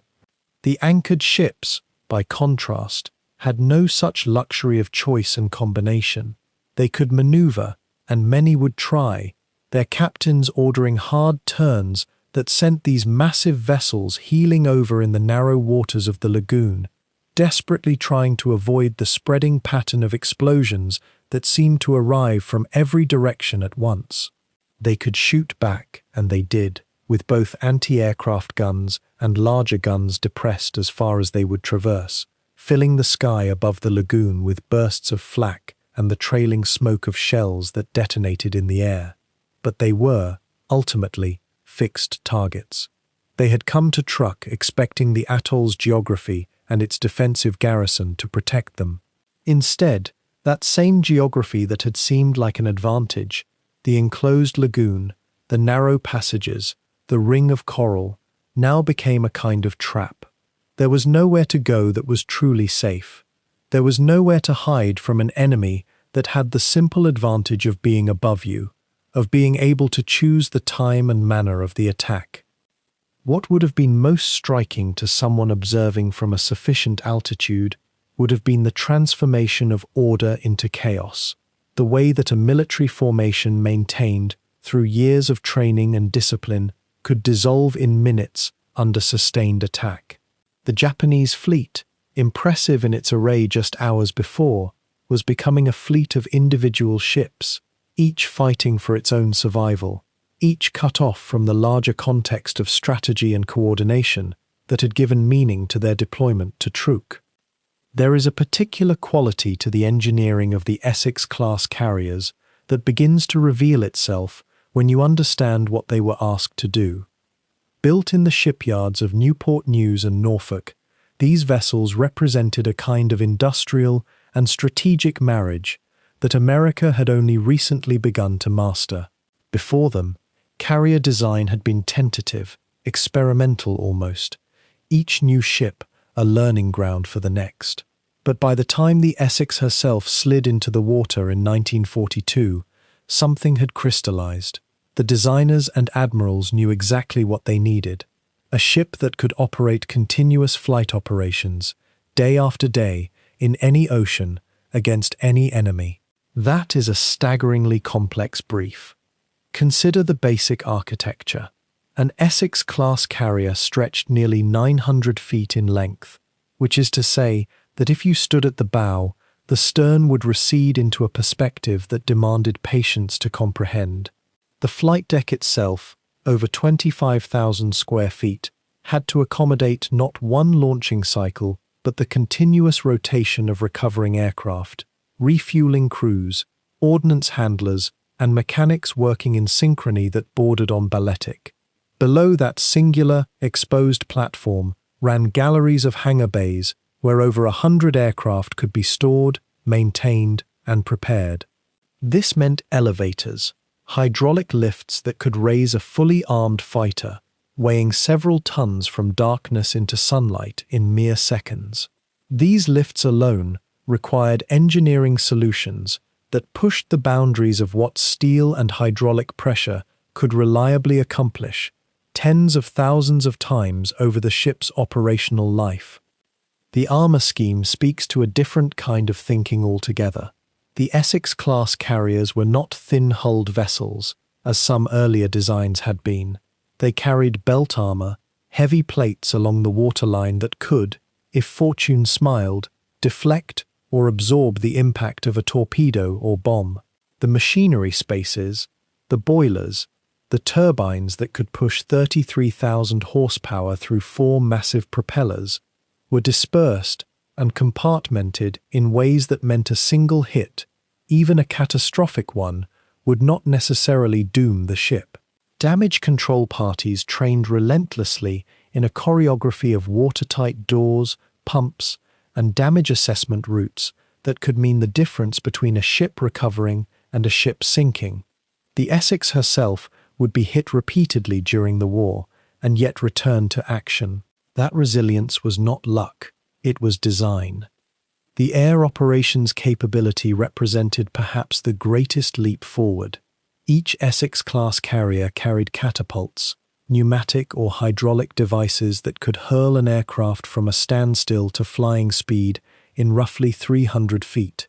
This meant you did not need a 5,000-foot runway in the middle of the ocean. You had instead a weapon that could launch from a rolling deck while the ship maneuvered at flank speed.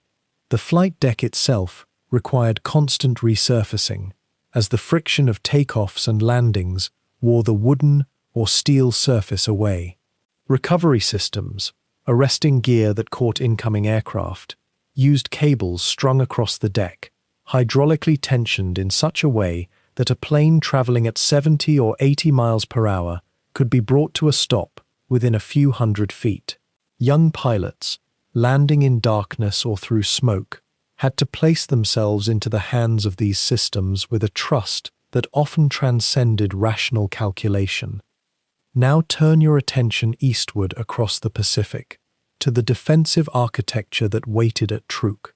The atoll itself was a kind of natural fortress, and the Japanese had spent years amplifying what geography had already granted them. The lagoon was ringed by a series of small islands, Dublon, Etten, Fefan, Moen, each studded with coastal defense guns, anti-aircraft positions, and observer posts. But the true defensive genius lay in what lay beneath and around the surface of the water itself. Truk Atoll exists within a coral reef system of extraordinary complexity. The Japanese understood that carriers and large warships needed deep water, and the lagoon provided it, over 200 feet in some passages. But the reef itself, that living rampart of coral, built by countless creatures over millennia, created natural barriers and shallow approaches that could trap or damage an unwary vessel. The Japanese had mapped these channels with meticulous care and had positioned their coastal artillery to cover the approaches. Any ship attempting to enter the lagoon or maneuver within it had to navigate with the constant awareness that the reef waited below, silent, unforgiving. The coral itself is a curious thing to contemplate from the perspective of naval engineering. It grows slowly, ceaselessly, according to the chemistry of tropical seawater and the appetites of the creatures that build it. It is rigid enough to rip open a ship's hull, yet it is also fragile, easily damaged by explosions, by the churn of propellers, by the weight of sunken vessels. The Japanese, in setting up their defenses, had to work within the natural limits that the coral imposed. You could not, for instance, anchor your heaviest ships in water so shallow that the coral itself became a hazard to your own fleet. This created a kind of architectural tension between what nature had given and what military necessity demanded. The anti-aircraft defenses around Truk were themselves evolving, even as the attack approached. The Japanese had installed numerous AA guns, 25mm, 40mm weapons that filled the sky with bursts of shrapnel. They had also positioned searchlights and fire control radars, technology that represented the cutting edge of what Japan could manufacture in 1944. These defenses were dispersed across the islands, coordinated by signal lines and telephone cables that connected the observation posts to the gun batteries. In theory, it created a layered defense. In practice, the coordination depended on order, communication, and the quick assessment of incoming threats, all luxuries that become scarce when several hundred hostile aircraft are converging on your position from multiple directions. Consider for a moment the philosophical distance between these two engineering projects, the Essex-class carrier and the Truk defensive system. One was mobile, flexible, designed to project power across thousands of miles of ocean. The other was fixed, anchored to geography, dependent on the assumption that any enemy attack would come within a predictable range and manner. One incorporated redundancy and repair capability into its very bones. The other placed its faith in dispersion and in the depth of the reef. When they collided, in the grey light of early morning on February 17, 1944, it became not simply a test of tactics or courage, but a confrontation between two fundamentally different visions of what naval warfare could be. And in the hours that followed, the outcome would begin to reveal which vision the Pacific itself would ratify. The bombers and torpedo planes, having broken through the first frantic layers of Japanese defense, now turned their attention to the heart of what the Imperial Navy had assembled in those sheltered waters.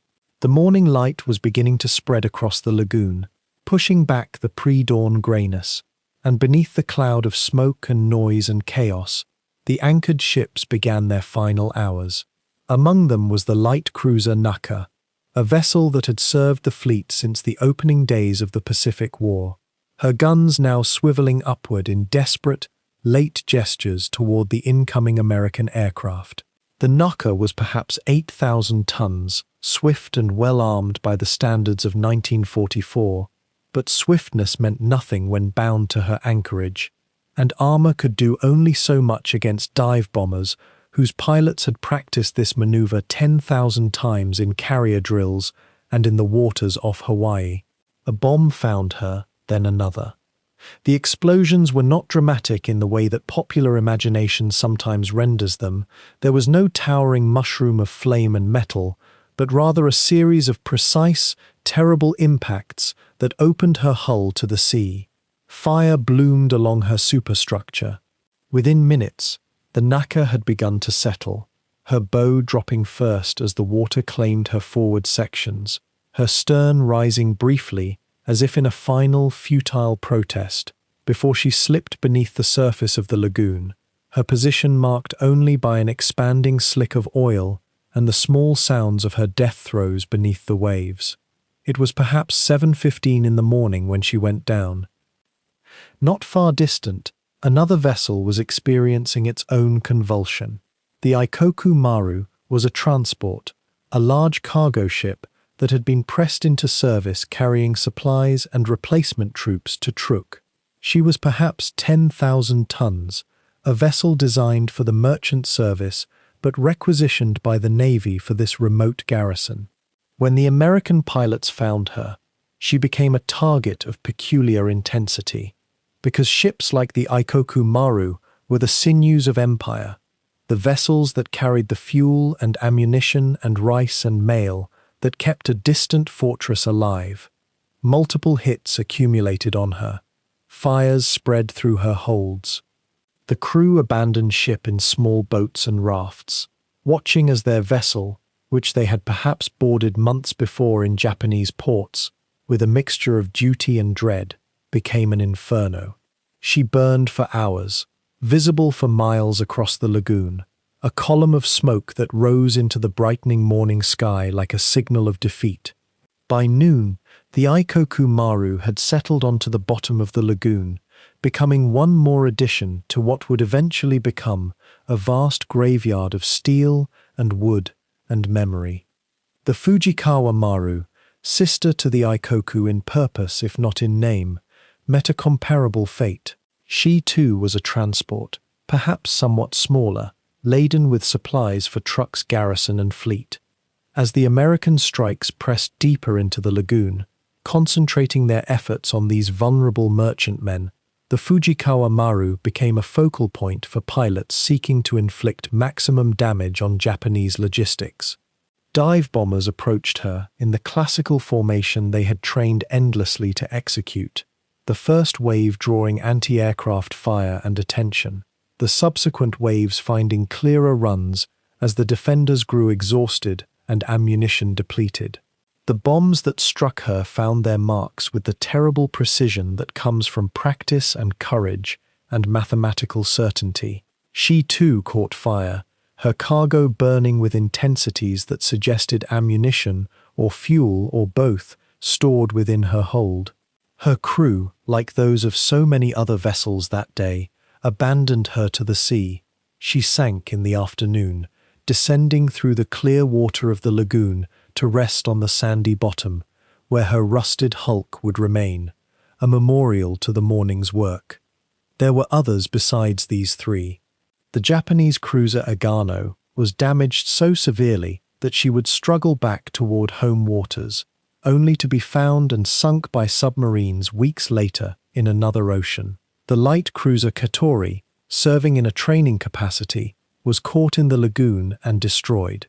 Destroyers went down, the Oite, the Fumizuki, names that meant something to the sailors who served aboard them and to the families who would wait for their return. Smaller vessels, minesweepers, and anti-submarine ships were scattered and sunk like leaves in a current. The merchant ships, a parade of transports and supply vessels, were targeted with a kind of cold methodicalness by pilots who understood that sinking a merchant ship, while perhaps less glorious than destroying a warship, was often more damaging to an enemy's ability to wage war. Each sinking was a decision made in a few seconds by a pilot viewing his target through a gun sight or a bomb sight. Each sinking meant the loss of whatever cargo lay in that ship's hold, and, more significantly, the loss of the merchant sailors or naval gunners who crewed her. What bears noting here, in this calm accounting of vessels lost, is that each ship represented not merely tons of steel and armament, but the accumulated hopes and fears of hundreds of men. The Naka had a crew of perhaps 300. The Aikoku Maru carried a similar complement. The young sailors aboard these vessels, many of them conscripted, some volunteers, all of them far from home, faced a choice made for them by circumstances beyond their control. Some died in the explosions, some died in the fires that followed, some died in the water as their ships sank, drowning in the warm lagoon, or suffering from wounds sustained in the chaos of battle. Others survived, clinging to rafts or debris, eventually rescued by their own forces or picked up by Japanese ships that managed to escape the lagoon's confines. The experience of going down with a ship, of watching the vessel you have inhabited and served sink beneath you, remains one of the most profound traumas that sea warfare can inflict. It is simultaneous and sudden. One moment, you are aboard a functioning vessel, going about your duties or your weight, and the next moment, you are struggling for survival in the water, watching your home for weeks or months disappear beneath the surface. The American pilots who delivered these attacks were, in the main, professional and efficient. They had trained for this, rehearsed it in drills and in previous combat operations. Many of them would not have dwelled extensively on the human cost of their actions. That is not how combat pilots maintain the psychological equilibrium necessary to continue flying missions day after day.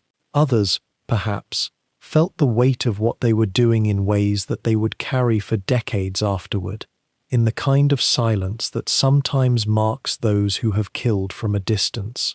But on that morning of February 17th, the task at hand was clear: disable the Japanese fleet and its supporting vessels, cripple Japan's ability to maintain this forward position, and thereby advance the island-hopping campaign that would eventually reach the home islands themselves. In the first hours after dawn broke over Truk Lagoon on that February morning, many of the Japanese sailors who had anchored their ships in those supposedly safe waters were still unaware that war had found them. In the engine rooms of cruisers and destroyers, the watch crews tended their machinery with the ordinary vigilance of peacetime routine. Men deep below decks who would feel the vibrations and hear the alarms long before they understood what was happening above. On the flight decks of the seaplane tenders, maintenance crews were beginning their morning tasks. In the barracks ashore, the garrison troops were stirring for their daily duties. The radio operators at Truk's communications center were already at their stations, transmitting the usual morning signals across the vast Pacific network, entirely unaware that American aircraft were already approaching from beyond the horizon. their radar sets painting a picture of Truk's position with perfect clarity. When the first explosions came, they arrived almost too suddenly to comprehend. The sky above the lagoon, which moments before had been clear and expectant, filled within seconds with the roar of diving aircraft and the sharp detonation of bombs striking steel and coral. In that first terrible instant, confusion blossomed everywhere at once. Confusion that is almost impossible to truly imagine from the perspective of men who believed they were safe. Officers on the bridges of warships who had been reviewing charts or standing at the rail watching the anchorage suddenly found themselves grasping at railings as their ships lurched. Sailors in the engineering spaces, feeling the first impacts through the hull itself, began scrambling toward their emergency stations, calling to one another through the din, some voices steady, others already touched with the knowledge that something catastrophic had arrived. What made these first minutes particularly disorienting was the sheer density of the attack. The American pilots came in waves that seemed almost continuous, and the Japanese defenders had prepared for a possibility that they now realized had been inadequate to the reality. The anti-aircraft gunners ashore on the various islets surrounding the lagoon swung their guns skyward, their hands moving with the training of months or years, but there were simply too many targets, too many angles of attack, and the sky itself seemed to have become a place of overwhelming noise and motion. Some of these men, many of them young conscripts, some barely men at all, had trained for years without firing their weapons in anger. Now they did so with a courage that is difficult to separate from the desperation of the moment. They would continue firing until their ammunition was exhausted or their positions were destroyed, knowing with a quiet certainty that there was nowhere to retreat to, that they stood on a coral island surrounded by open water and enemy aircraft. Consider for a moment the perspective of a young sailor in the stokehold of a cruiser, one of the older ships that had been stationed at Truk. The only information available to him came through the speaking tubes, voices shouting warnings, orders, damage reports.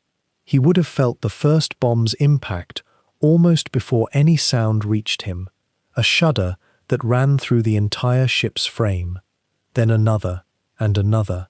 Water would have begun entering the compartment if the hit was anywhere in the vicinity, and within minutes, the question facing every man in those sealed spaces became terribly simple. Do I try to exit through corridors that might be blocked, or do I wait for rescue that might never come? Some ships went down in astonishingly little time. The older vessels, the light cruisers and merchant ships that formed so much of Truk's fleet, began to list and sink with the inevitability of gravity. In those final moments, men were racing against the water itself, scrambling up companionways toward light and air, their ears filled with the screech of tearing metal, the roar of escaping steam, the cries of their companions. Yet what strikes those who have studied the records, who have read the testimonies of survivors decades later, is how often courage revealed itself in those moments of chaos. Not the theatrical courage of raised flags and final words, but the quieter kind, a senior petty officer, directing men to the lifeboats with steady commands even as his own ship was already doomed, moving slowly through corridors to help injured men toward exits, staying at one's post because that was the duty that had been trained into one's bones. There were engineers who remained at their stations long enough to give the rest of the crew those extra minutes to escape. There were officers who organized survivors in the water, keeping men together, preventing panic from turning survival into drowning. Many of these men would themselves not survive the day, or would spend months recovering from wounds in Japanese hospitals thousands of miles away, or would carry the weight of survival itself for the rest of their lives. The strange burden of being among those chosen to live, while so many others did not. The shore garrisons, particularly those stationed in the smaller islets around the lagoon's perimeter, experienced a different but equally disorienting ordeal. The men stationed at the airfields on Moan Island watched as their carefully prepared runways and fuel depots became targets for the American bombers. They had trained for weeks, sometimes months, practicing air defense procedures, but the sheer volume and precision of the American assault exceeded anything they had prepared for. Some of these installations were destroyed in the first waves. The fuel reserves that had been stockpiled, supplies that represented months of effort and careful calculation, burned in massive fires that could be seen across the entire lagoon, sending columns of black smoke thousands of feet into the air. For the pilots and crew chiefs watching from the damaged airfield, there was no longer any possibility of mounting a fighter defense.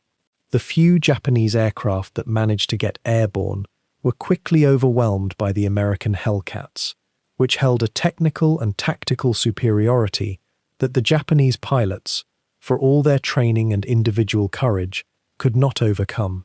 In the areas where American bombs and shells fell among the barracks and supply depots, particularly in the crowded little towns where the garrison troops lived, the scenes became scenes of profound suffering.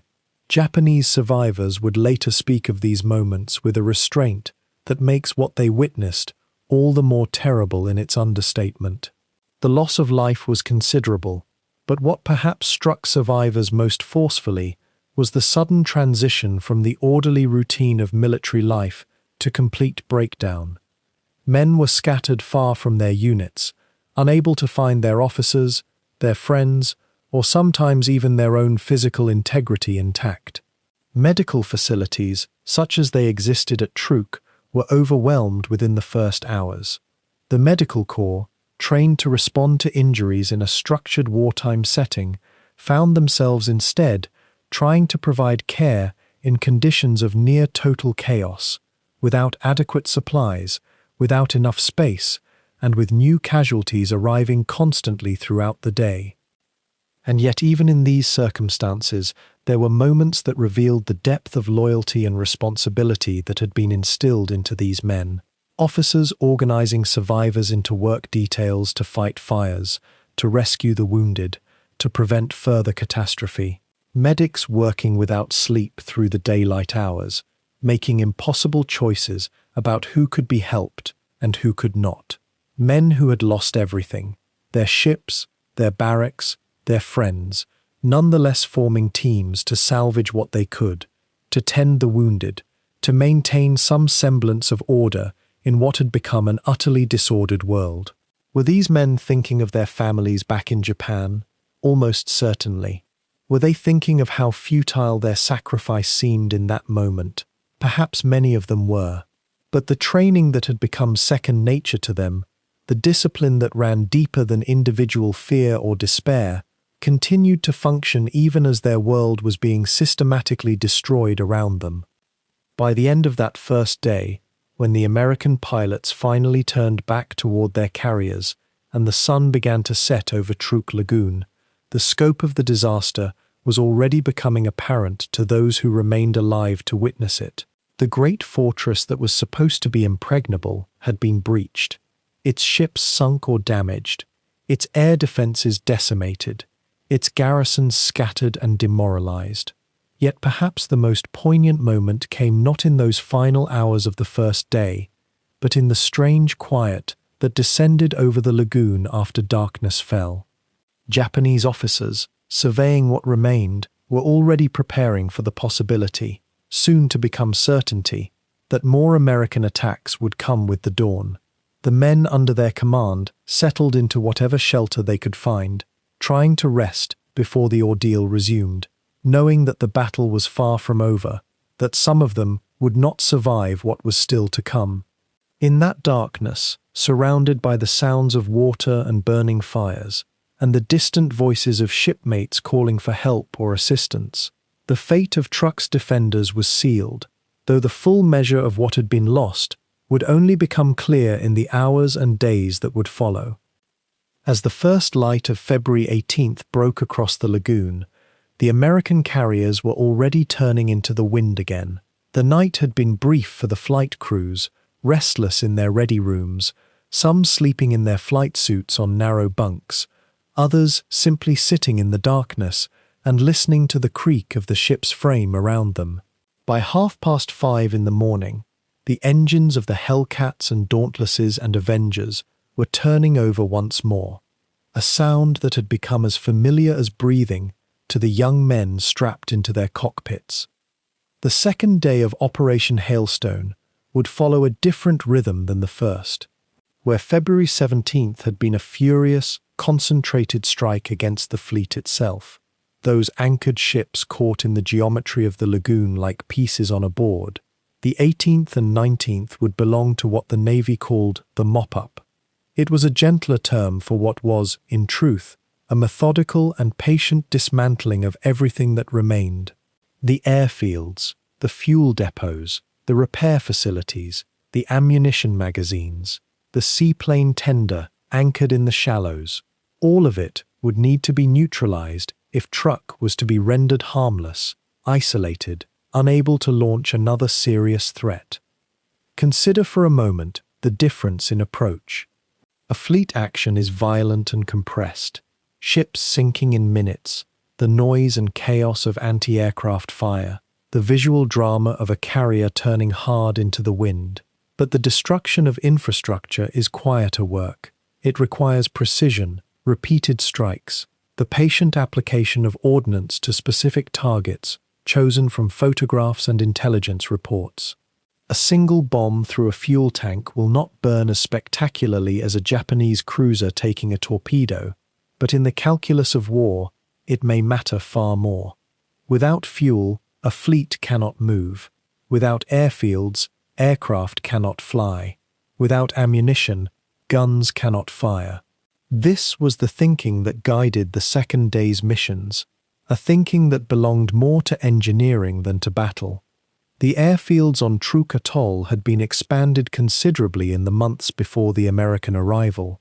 The Japanese, believing their fortress impregnable, had invested heavily in runway construction and dispersal areas.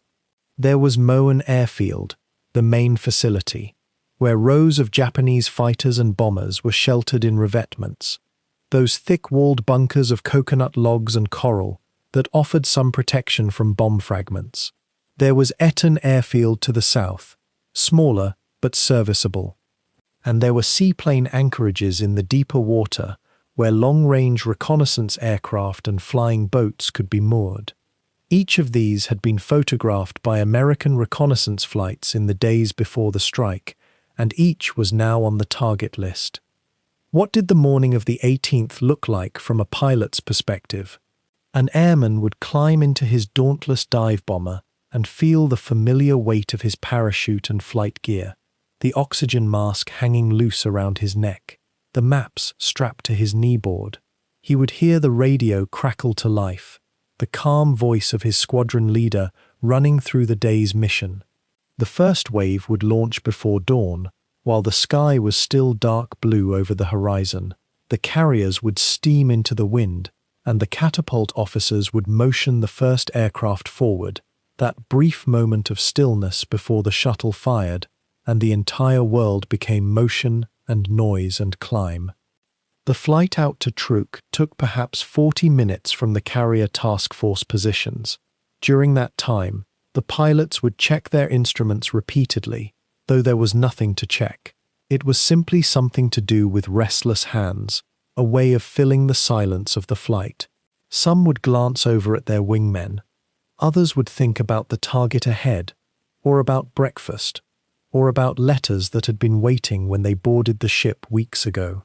The human mind, even in the context of war, seeks distraction from what is to come. When the strikes began on the morning of February 18th, they would follow patterns that had by now become almost routine, though the word routine can hardly capture what was truly being asked of these young men. A dive bomber would enter its attack run from above the target, the pilot pushing the stick forward and feeling the aircraft's nose drop toward the earth. At 8,000 feet or 6,000 feet, the pilot would sight through the windscreen on his target, a fuel tank, a hangar, a radio tower, and hold steady. This required extraordinary discipline, Anti-aircraft fire would be rising up from the ground, trails of tracer rounds that seemed to curve directly toward the aircraft as if guided by some invisible hand. The tendency to flinch, to pull up early, to break away, this was instinctive. But the pilot had to resist it. The bombing run had to be held true. Only a few seconds more. A few seconds more and the pickle button would be pressed, the bomb would fall free, and the pilot could finally pull hard on the stick and climb away, the aircraft groaning under the G-forces. The torpedo bombers approached their targets differently, driving in low across the water, sometimes at heights of only 50 or 75 feet. The gunners on the Japanese shore batteries found these aircraft easier to hit. They were slower, more vulnerable, more exposed. Yet still they came, the pilots knowing the danger and accepting it because the mission was the mission, and because there was, when it came to it, no other choice. The torpedo bombers would release their ordnance, perhaps 1,000 yards from their target, and then pull up sharply, depending on speed and luck, to carry them out of the flak envelope.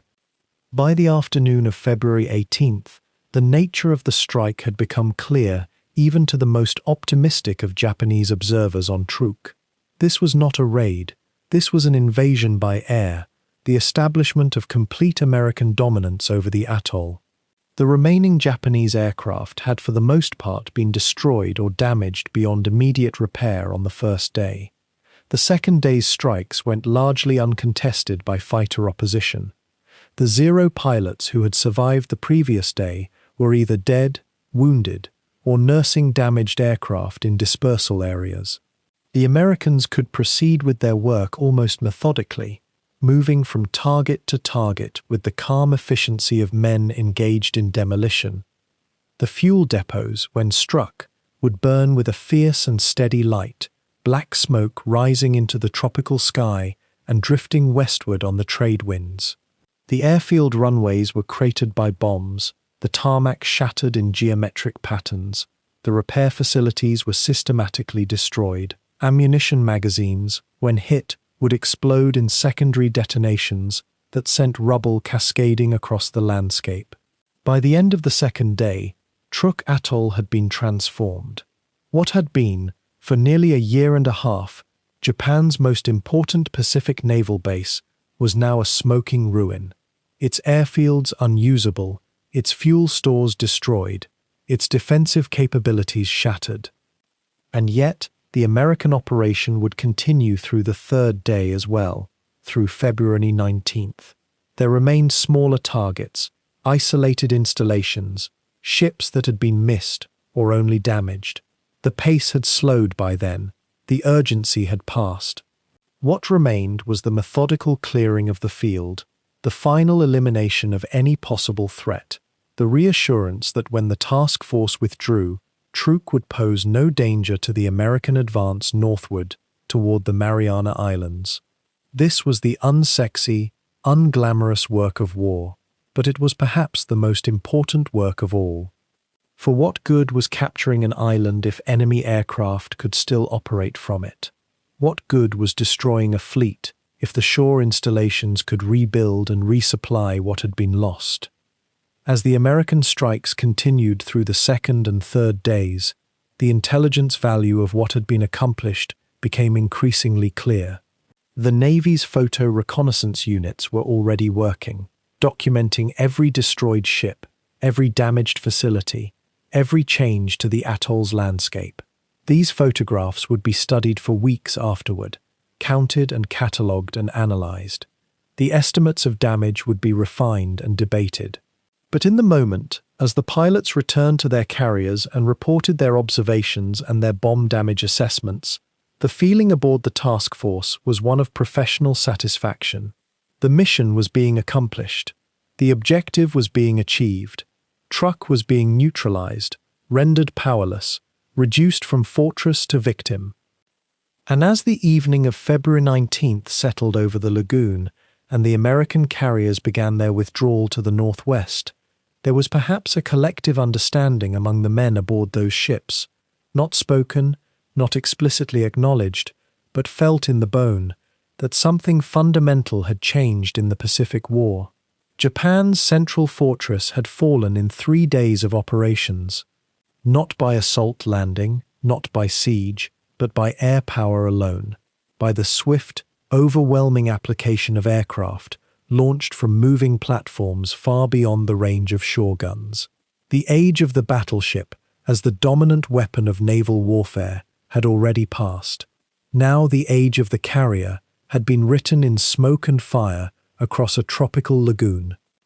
While the carriers and their aircraft commanded the bright sky above Truk's lagoon that February morning, another dimension of the battle unfolded beneath the surface, a quieter, more patient form of naval warfare conducted by submarines that had been positioning themselves for weeks in the approaches to the atoll. The submarine force, often called the Silent Service, operated according to a different rhythm and philosophy than the fast carrier task force, yet they were woven into Admiral Mitchell's plan with careful precision, their role less about the initial shock and more about what came after the guns fell silent.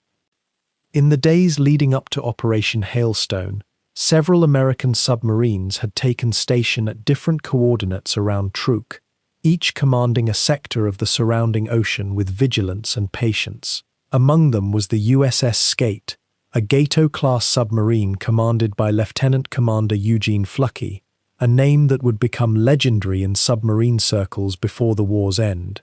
The Skate and her sister boats received their orders with the understanding that they had 2 vital missions. First, to observe and report any Japanese ships attempting to flee the atoll as the bombing commenced, and second, though perhaps less formally articulated, to position themselves as rescuers for American pilots who might be forced down into the hostile waters surrounding the fortress. Consider what it meant to be a submariner in that position. While thousands of aviators prepared to launch from flight decks into the chaotic energy of combat, submarine crews maintained their stations in the deep, aware that the moment of battle was approaching but unable to see it, unable to hear it directly, existing instead in the muffled world of compressed steel and diesel engines. There was a particular kind of courage required for this work, not the visceral, immediate courage of the fighter pilot in his cockpit with enemy tracers converging on him, but rather the steadier courage of waiting in darkness, knowing that you were responsible for lives that might soon be desperate and adrift. As the first American strike swept across the lagoon on that morning in February, the submarines moved closer to their assigned positions, their periscopes rising and falling in careful intervals, their operators scanning the horizon for the telltale plumes of smoke and damaged vessels. The USS Skate and her sister boats received fragmentary reports from the task force's radio net, piecing together a picture of unfolding success from scattered transmissions and the distant sound of aircraft returning to their carriers. What they were listening for, however, was something else entirely. The signal that an American pilot was down, somewhere in the waters that surrounded Truk, possibly injured, possibly alone, certainly in mortal peril. The rescue of downed aviators had become an increasingly important aspect of naval operations in the Pacific theater, a change driven by simple mathematics and sentiment alike. A naval aviator required years of training, thousands of hours of instruction and development, and represented an irreplaceable investment in human capital. More than that, there was an understanding among carrier crews that if you went down, your service would not abandon you to the ocean. This promise was sustained by a network of rescue operations that included fast destroyer transports, seaplanes equipped with extraordinary range, and now, in this operation, submarines positioned at critical points around the battlefield. The work of submarine rescue was exacting and often conducted under circumstances of genuine danger. A submarine at periscope depth presented a vulnerable profile to any Japanese patrol aircraft or warship that might be searching the area, and yet the boats had to remain visible enough to spot survivors in the water, had to position themselves to hear radio calls or to spot signal fires. Some pilots, when they ditched, would activate their survival radios and broadcast their position on the emergency frequency, hoping that the signal would reach ears that had the power to save them. Others simply had to wait, floating in their life jackets, hoping that the search patterns of their comrades would intersect with their location before exhaustion or exposure claimed them. The USS Skate, in her particular position off the eastern approaches to Truk, soon found herself in exactly this role. As the day progressed and the volume of air activity intensified, reports began to filter in of pilots down in the water, scattered across the ocean like seeds scattered by wind. The submarine's skipper, Flucky, calculated distances and vectors with the precision of a man who understood that every minute mattered, that the ocean is indifferent to human desperation, and that the margin between rescue and loss is often only a matter of time and visibility. The submarine increased speed, moving toward the reported position of one of the downed flyers, maintaining careful watch for Japanese vessels, while trying to move as quickly as stealth would allow. Picture the moment from the perspective of a young naval aviator, perhaps 22 or 23 years old, who moments before had been executing a bombing run on a ship in the Lagoon and now found himself in the water, conscious of the weight of his flight suit, aware that his aircraft had gone down burning or that he had been forced to bail out and parachute into this hostile sea. The sky above would have still been filled with aircraft, the sound of engines and gunfire still audible across the water, but his immediate world had contracted to the immediate, the effort of treading water, the struggle to remain visible, the hope that someone had seen him go down and was coming to get him. The rescue itself, when it came, was a choreography of risk and procedure. A submarine surfacing to pick up a survivor is by definition no longer a submarine. It becomes a slow, vulnerable surface ship in an area where Japanese patrol planes and gun crews might still be active. The rescue team had to work quickly, had to pull the pilot aboard while maintaining a watch for threats, had to be ready to crash dive in seconds if danger appeared. The rescued pilots would later speak of the moment they saw the submarine's hull break the surface, of climbing aboard and being pulled to safety by men whose faces and names they might never learn but would remember for the rest of their lives. Over the 2 days of Operation Hailstone, submarines of the task force rescued dozens of pilots, their names recorded in logs and later in official reports, though many would eventually be forgotten outside the circles of military history and the families of those who survived. The USS Skate alone accounted for several of these rescues, and her crew took considerable pride in the knowledge that they had not merely observed the battle from a distance, but had actively participated in the preservation of American lives. There was something almost religious about the commitment, a sense that the submarine force was engaged in a kind of sacred duty, reaching into hostile waters to restore to safety those who had risked everything for the mission. The experience also changed the men themselves. Submariners were already a particular breed, self-selected individuals who could tolerate the confinement and psychological pressure of underwater operations. Adding the responsibility of rescue operations, of knowing that other young men's survival might depend on your decisions and your nerve, added another layer of weight to their already demanding service.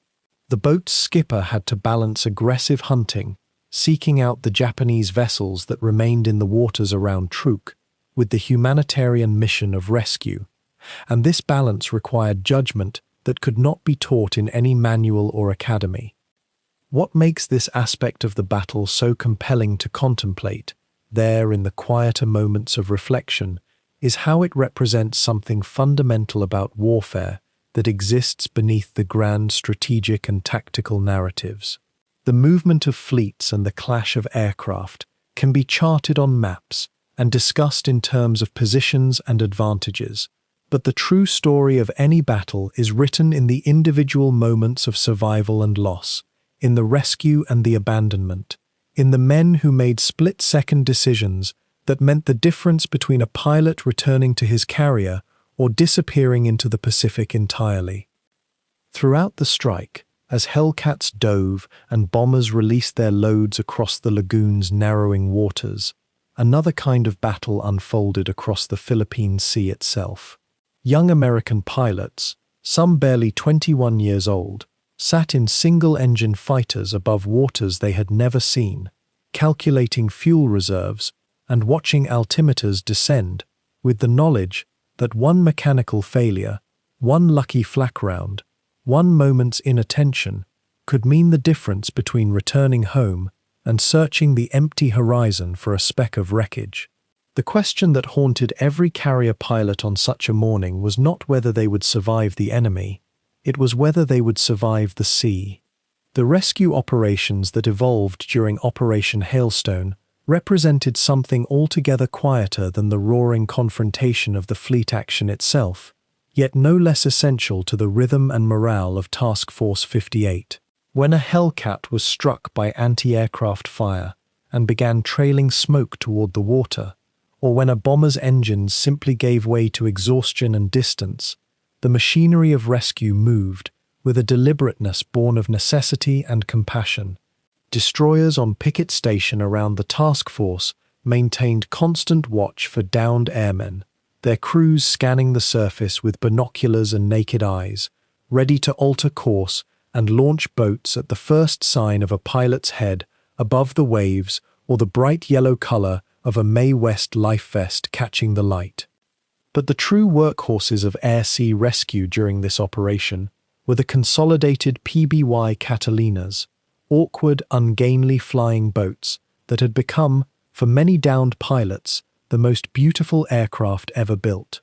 These twin-engine seaplanes, with their high-set wings and bulbous fuselage, represented a kind of mercy that moved across the same waters as the destroyers and cruisers.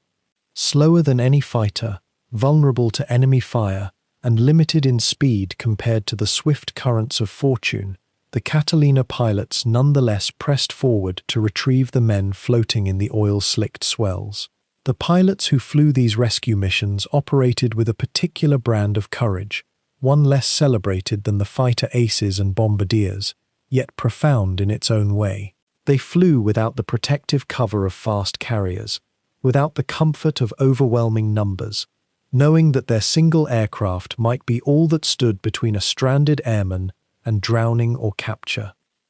The rescue seaplanes operated from advanced bases and from specially equipped catapult ships, APDs, or high-speed transports that had been converted to carry them. These aircraft would loiter near active combat zones, maintaining enough altitude to stay beyond the effective range of most anti-aircraft fire, yet close enough to reach a downed pilot within minutes. When a pilot ditched, word spread across the radio nets with the urgency of a silent prayer. Fighters returning to their carriers would call out coordinates, smoke signals, anything that might help a rescue plane orient toward the exact patch of ocean where a man floated in his inflatable raft, becoming with each passing hour a smaller and smaller target against the immensity of the sea.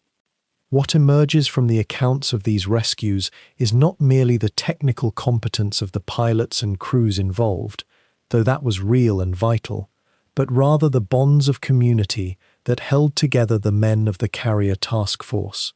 When Lieutenant J.G. James Flatley, for instance, was shot down during the truck strikes and managed to survive in the water for several hours, the intensity with which his fellow pilots marked his position and called out his location to rescue aircraft revealed something deeper than duty. It revealed a kinship, a shared understanding that today any one of them could be in that raft, and that the system of rescue they had collectively built was as much a shield against their own fear as a net thrown out to save a comrade's life. The seaplane crews themselves developed their own quiet camaraderie with the pilots they retrieved. A pilot who had been shot down and waited in the water, watching the slow approach of a Catalina through salt-stung eyes, often experienced a profound shift in perception. The very aircraft that might seem lumbering and slow in peacetime became, in that moment, an angel's chariot. the seagoing rescue crews, who worked in conditions of cold and spray and constant vigilance, developed a kind of focused tenderness for the men they pulled aboard. There is testimony in the war records of pilots describing their rescue with gratitude so deep it became almost speechless. The warmth of blankets, the taste of fresh water, the simple fact of human touch after hours of isolation and fear in an endless horizon of swells. Between February 17 and 18, the exact number of pilots rescued remains somewhat uncertain, as records from that time carry the fog of hasty wartime documentation. What is clear, though, is that dozens of American aviators who fell from the sky over Truk found their way back to their carriers, or to the escort vessels that gathered them in. Some were picked up by destroyers racing to the rescue while the battle still thundered overhead. Others floated for hours, conserving energy, trying to remember the protocols they had been taught about survival in the water. A few were rescued by submarine crews, vessels like the USS Skate, prowling beneath the surface, surfaced at grave personal risk to retrieve a floating pilot or a man clinging to wreckage. These submarine rescues possessed their own particular character, a strange intimacy forged between the submariners below and the airmen above. The submarine would surface in waters that might at any moment bring Japanese patrol craft or aircraft, the same aircraft that had rained destruction on the fleet above. The crew would emerge onto the conning tower, scan the sky and horizon with a kind of tense prayer, and then work with desperate speed to pull aboard a dripping, disoriented aviator. Some of these rescues occurred in daylight, with danger measured in minutes. The image of a submarine surfacing in bright afternoon to retrieve an airman speaks to the strange symmetry of modern naval warfare, where weapons from above and weapons from below intersected in rescue and necessity. What these human stories suggest, woven into the broader tapestry of Operation Hailstone, is that beneath the strategic calculations and the technical magnificence of the fast carrier task force lay an older moral architecture, one built on the assumption that a man's life mattered enough to risk others' lives to save him. The rescue missions added nothing to the tactical weight of the operation. They captured no additional enemy vessels. They destroyed no additional aircraft. Yet they represented something that the archival records and the dry naval histories often fail to convey, that warfare, even at its most technologically sophisticated, remains fundamentally a human endeavor, one in which compassion and loyalty can coexist with violence and strategy in ways that seem paradoxical only until you consider the men involved. The routines of rescue were established before dawn each morning, refined through earlier operations, and carried out with a persistence that speaks to the institutionalization of mercy within the military structure itself. Task Force 58 had learned, across months of island hopping and carrier operations, that keeping pilots alive, not just the first time they flew, but each time they flew, maintained the morale and the fighting capacity of the entire force. A pilot who knew that if he went down he would be searched for, that systems existed to bring him home, flew with a subtly different psychology than one who understood that if his engine failed, he would likely disappear into the Pacific and be forgotten. The rescue apparatus, therefore, became not merely humanitarian but strategically essential to the efficiency of the carrier air arm itself.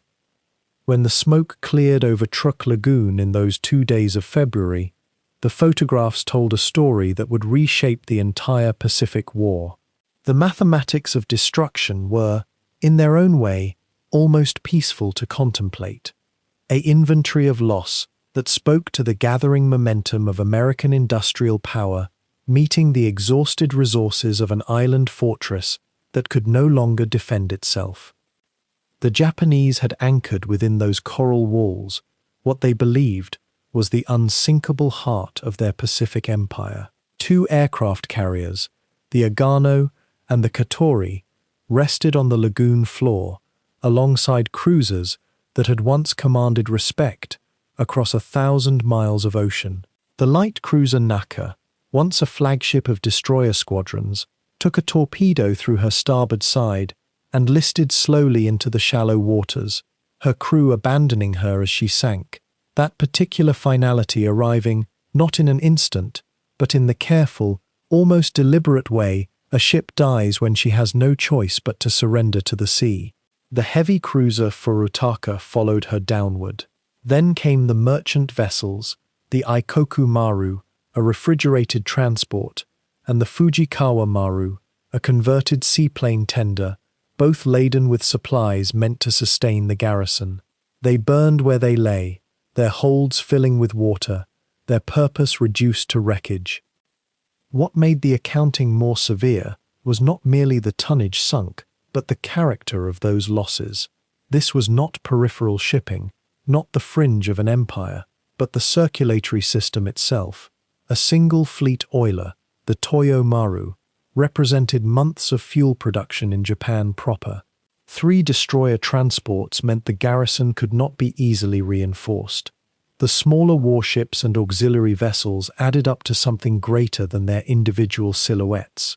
They represented the infrastructure that transformed Truk from a naval base into a self-sustaining fortress. Without them, the island became something else entirely, a place that could be isolated, starved of supply, gradually suffocated. The aircraft toll was perhaps equally consequential, though it arrived in a different register. Somewhere between 200 and 300 Japanese aircraft were destroyed or rendered unserviceable across those 2 days, a figure that varied in the American reports and remains somewhat difficult to verify with absolute precision, but the direction of the number was unmistakable.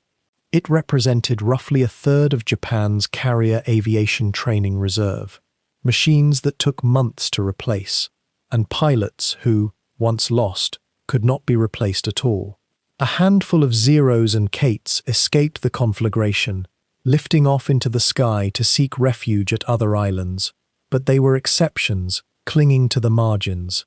Most never flew again. Consider what this meant in the context of a nation whose manufacturing capacity was now stretched across conquered territories and threatened by an enemy whose factories ran day and night.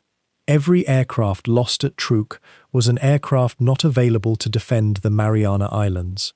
Every pilot killed was not merely a statistical loss, but a voice silenced, a man whose years of training and instinct went to the bottom of a lagoon. Japan's naval air arm, which had begun the war as perhaps the finest in the world, was being gradually burned away in encounters like this one, and it would never recover that lost luster.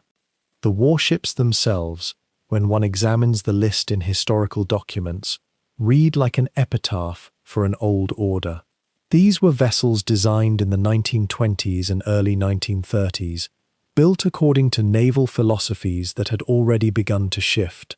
The fact that they rested on the bottom of Truk Lagoon 2 days after American aircraft arrived suggested something profound about the transition in naval warfare, that the battleship's era was definitively finished, that the future belonged to the aircraft carrier and the young men who flew from her decks. Truk, in that sense, was not merely a military defeat, but a validation of strategies that had been contested just months earlier in American naval circles. The secondary explosions and fires that raged across the lagoon through those 48 hours were fed by more than just fuel and ordnance. There were spare parts, radio equipment, navigational instruments, clothing, food, medical supplies, the 1,000 small things that kept a military installation functioning. When the magazines detonated and the fires spread, they consumed not just the immediate targets, but the accumulated resources of months of careful logistics. The Japanese would struggle for years to reconstitute supply lines to their outlying garrisons after Truk was neutralized. What was lost in those 2 days reverberated through every subsequent campaign in the Central Pacific. From the American perspective, the accounting was simpler to measure and more encouraging to contemplate. The cost had been 25 aircraft lost in combat or accident, with perhaps 50 or 60 more damaged. The American carriers and supporting warships had suffered no direct hits of consequence. When Task Force 58 withdrew from the Lagoon, it did so with its striking power intact, its pilots blooded and confident, its ships ready for the next operation. In the calculus of industrial war, this was an extraordinarily favorable exchange. Hundreds of Japanese aircraft and dozens of ships in exchange for a handful of American planes and the loss of 25 brave young men. Yet even that figure, modest as it was in the broader context of the war, represented something worth pausing to acknowledge in this quiet hour. 25 families would receive telegrams. 25 men would not return home. Their names, if you were to look them up in the naval records, appear briefly and then vanish into the vast archive of the war, each one a story cut short, a trajectory interrupted. The strategic consequence of Operation Hailstone unfolded across the following months in ways that became increasingly clear. Truk, that fortress which had seemed so impregnable when viewed from the American planning rooms, was now sealed off. Any attempt by the Japanese to resupply or reinforce it would risk the same fate that had befallen the combined fleet. The garrison, numbering some 50,000 men, would slowly be isolated from the broader conflict. They would not starve immediately or surrender quickly, but they would gradually become irrelevant to the outcome of the war. The supply ships would not arrive. The replacement aircraft would not come. The garrison would wait and continue to wait while the war moved on to islands further north and west. In that sense, Hailstone was not simply a tactical victory, but a strategic gateway. It opened the passage through the Central Pacific to the Mariana Islands and beyond. It demonstrated that American naval power, working in concert with air power, could now operate with near impunity across distances that would have seemed impossible just 2 years earlier. The Japanese combined fleet, which had begun the war with dreams of decisive fleet battle, would never gather again in force. The great battleships would rust at their moorings or find themselves reduced to coastal defense roles. The future, for better and worse, belonged to the carrier task force, and men like Admiral Mitcher had just proven it beyond any shadow of doubt. As the American task force steamed away from Truk, the lagoon settling into an eerie quiet broken only by the occasional explosion of ammunition cooking off in burning ships, the full scope of what had been achieved was not yet apparent to most of the men involved. They knew they had won a great victory. They did not yet know that they had just helped write the final chapter of an old Pacific war and open the first chapter of what would follow. They could not have known that some of those ships would rest undisturbed for nearly 80 years before divers would descend into the blue depths to explore them as time capsules of a forgotten conflict. What they did know, in the exhaustion that follows intense action, was that they had done what they had been sent to do and done it well, and that they would soon be called upon to do it again. In the days that followed, as the American task force withdrew eastward across the empty Pacific, the magnitude of what had been accomplished at Truk began to settle into the strategic consciousness of the war. The fortress that had stood, in the Japanese imagination, as an eastern equivalent to Gibraltar, impregnable, eternal, the anchoring point of all future defense, was suddenly something else entirely. It was isolated, surrounded, stripped of its capacity to project power across the Central Pacific, and the implications of that fact rippled backward and forward through every calculation that remained in this war. The Japanese High Command had known, even before the smoke cleared above the lagoon, that the game they had been playing had fundamentally changed. Truk could no longer serve as a fleet anchorage. Its air complement had been devastated. The fuel depots were destroyed or severely damaged. Supply lines that had fed the garrison now became precarious, dependent on fast cruisers and submarines threading through American-controlled waters at night, if they moved at all. What had been a staging ground for offensive operations became, almost overnight, a depot to be sustained rather than a fortress to defend from. The distinction matters profoundly in how a military organization thinks about its own survival. Consider for a moment the decision tree that faced the Japanese naval staff in Tokyo in the weeks following Operation Hailstone. Truk represented an enormous expenditure of resources, not merely in ships and aircraft, but in the permanent garrison of thousands of soldiers and sailors, in the construction of airfields and bunkers, in the assumption that this position would hold. Yet now that it had been proven vulnerable, even catastrophically so, the question became whether to reinforce it or to accept its functional obsolescence and look elsewhere for the next line of defense. Strategically, the answer was already written in the mathematics of the Pacific War. Japan could not afford to garrison every island, to defend every reef and atoll. The supply lines were growing longer and thinner. American shipbuilding was accelerating exponentially. The mathematics were not subtle.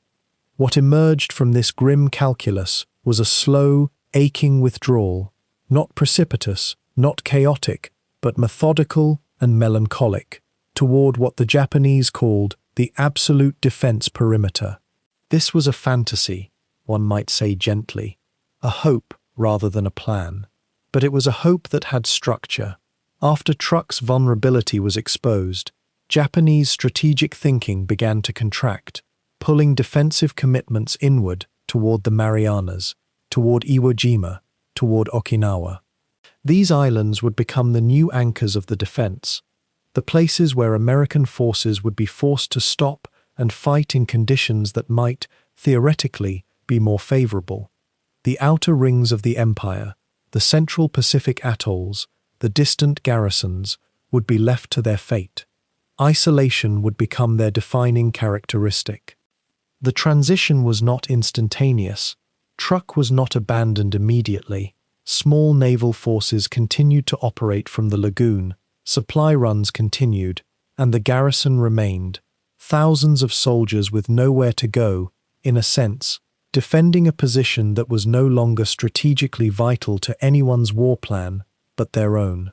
They were ghosts, in a way, serving out the remainder of the conflict in a fortress that the enemy had already decided was no longer worth the effort to systematically destroy. The Americans would occasionally dispatch submarines to lurk outside the anchorage, or send reconnaissance flights to photograph the ruins, but the great concentrated fury of Operation Hailstone would not return.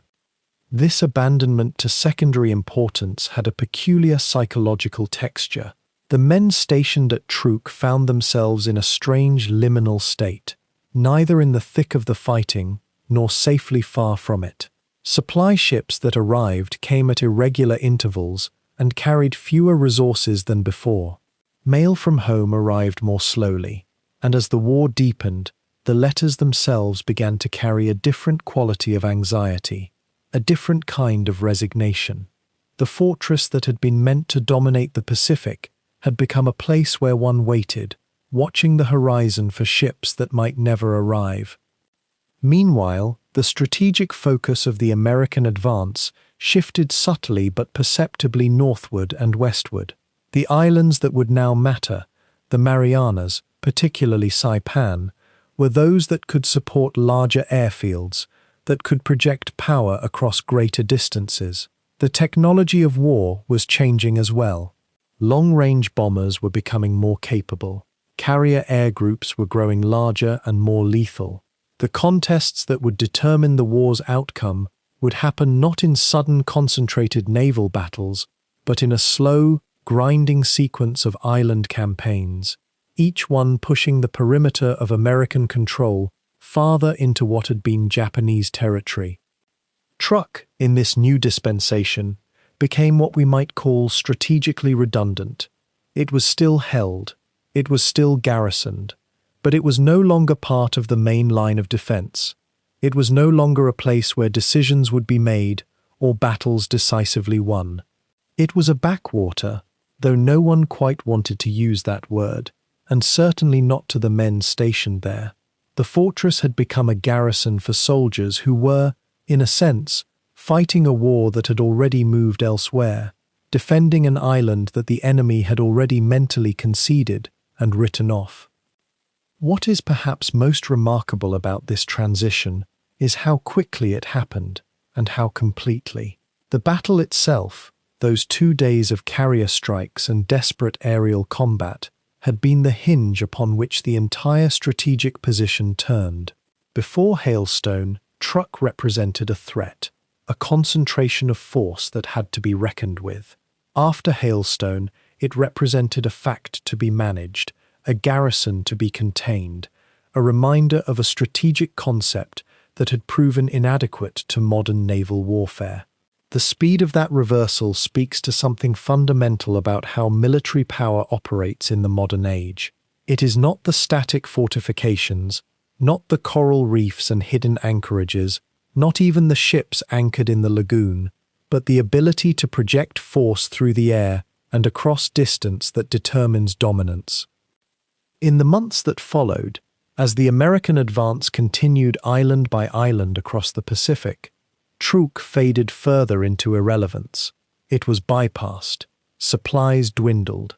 The quality of the air defense deteriorated as pilots and planes were transferred to more active combat zones. The garrison settled into the slow rhythms of a forgotten war, maintaining routines and discipline in a place that had become, in effect, a backwater of a backwater. Not yet a ruin, but no longer a fortress either. Something in between, waiting for the war to find it again, or more likely, to pass it by entirely. Decades have passed now since those February mornings when the horizon erupted in fire and thunder. The great vessels that sank into the depths of Truk Lagoon have long since settled into silence, resting on the sand and rubble of a conflict that seems increasingly distant to the world above. If you were to travel there today, to the same waters where pilots once screamed through their dives and sailors fought their final moments, you would find something altogether different waiting beneath the surface. The lagoon remains, patient and indifferent, its waters still as clear and blue as they were in 1944. But what lies below has transformed into something neither Japanese nor American, neither weapon nor warship anymore. The wrecks themselves, what remains of them, have become something else entirely in the slow passage of time. Coral polyps, those tiny creatures that build reefs grain by grain and year by year, have begun their quiet colonization of the sunken metal. The hull of a destroyer that once displaced thousands of tons is now a scaffold for delicate branching corals, their soft polyps waving in currents that once carried the vibrations of ships' engines. Iron that was forged and welded in distant foundries, that carried men and munitions across the Pacific, is slowly being consumed not by rust alone, but by the living ocean itself. Nature does not mourn or judge what lies in its embrace. It simply reclaims, transforms, integrates. A ship that was an instrument of war becomes, over decades, an artificial reef teeming with fish that were not even born when that ship sank. The biologists and marine researchers who began to study Truk Lagoon in earnest starting in the 1970s and 1980s found themselves in an unexpected position. They were not conducting archaeology in the traditional sense, cataloguing artifacts of human conflict.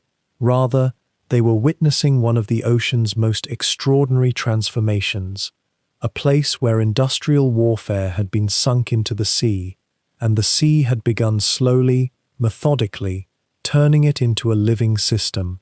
The lagoon's shallow depths, ranging from perhaps 40 to 150 feet in most places where the major wrecks lie, meant that sunlight could still penetrate to the seafloor. That light, combined with the nutrient-rich waters and the sudden appearance of these massive metal structures, created conditions for what ecologists sometimes call artificial reef effect, though calling it artificial seems almost to miss the point. The reefs are very real now. Divers who descend on the Aikoku Maru, a large fleet oiler, that went down during those opening strikes report a surreal kind of marine metropolis. The cargo hatches hang open like doors into a structure that is no longer a ship, but not quite yet entirely something else. Schools of jacks and snappers wheel through the passageways where sailors once walked. The superstructure is draped in soft corals, delicate branching formations that sway with the water's gentle motion. In places, the metal has corroded to such a degree that you can push your hand through sections of the hull, the structural steel weakened by decades of chemical dissolution. And yet the ship maintains its form, its basic geometry still recognizable despite all the transformation. It is a strange kind of monument, a memorial written not in stone or bronze, but in the accumulated life of countless small creatures. The Fujikawa Maru, another cargo vessel that went down carrying what historians believe were aircraft components and supplies, has become in many ways even more dramatically alive. Soft corals have established themselves across the upper works. The ship's wheel is still visible in many accounts, still mounted where a captain or helmsman once stood, now covered in the slow-growing textures of encrusting life. Anemones have claimed spaces throughout the structure, their tentacles waving like flowers in a garden that grows in darkness and pressure. The fish populations within and around the wreck are dense and diverse. Groupers, barracuda, various species of rays, and the smaller reef fish that form the foundation of the reef food chain. A place that was briefly a scene of violence and chaos has become, in a very real sense, a nursery and feeding ground for thousands of living things. The human dimension of this transformation is not lost on those who study these sites. Many of the divers and researchers who visit Truk Lagoon are acutely aware that they are swimming through a cemetery, even as they observe and document extraordinary ecological phenomena. The wrecks are not merely interesting marine structures, they are the tombs of thousands of men, Japanese sailors who went down with their ships, whose bodies in most cases never left the wreck, whose final resting place was on the sea floor in waters far from home. This creates a kind of thoughtful reverence among many who dive on the wrecks, a recognition that scientific observation and historical respect are not separate concerns but intertwined. Some divers report feeling the weight of that history as they swim through the passages and spaces where men died. Others speak of a kind of peace that seems to emanate from the wrecks, a sense that the passage of time and the transformation wrought by natural processes has begun to soothe something that was once raw with violence and loss. The Japanese government, in cooperation with local authorities in what is now the Federated States of Micronesia, has, in recent years, taken steps to recognize Truk as a war cemetery and memorial site. There are protocols now for diving on certain wrecks, and markers indicating which sites are considered too significant or sensitive for casual exploration. Some wrecks have been designated as off-limits, preservation sites where the integration of life and warship is allowed to proceed without the disruption of human visitation. It is a compromise of sorts, an attempt to honor the complexity of what Truk Lagoon has become.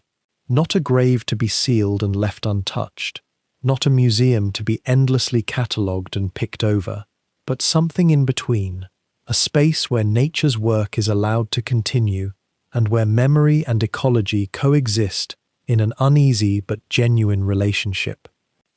Marine biologists who have studied the Truk wrecks as an ecosystem note that the diversity of life supported by these structures is remarkable. The reef communities that have established themselves on the wrecks are not identical to the natural coral reefs elsewhere in the lagoon, but they are no less alive, no less complex in their relationships and processes. The wrecks serve as what ecologists call substrate, a physical structure that provides attachment points for corals, anemones, and other sessile organisms.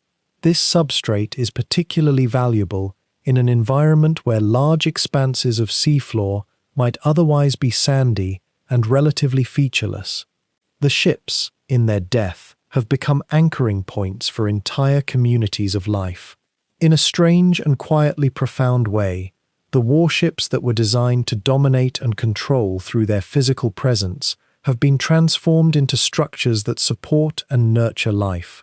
The violence of their sinking has been followed by peace, a slow and patient reconstruction of living systems in the spaces that violence created. The calm of Truk Lagoon today is almost absolute. On the surface, the water gleams in sunlight, reflecting clouds and sky.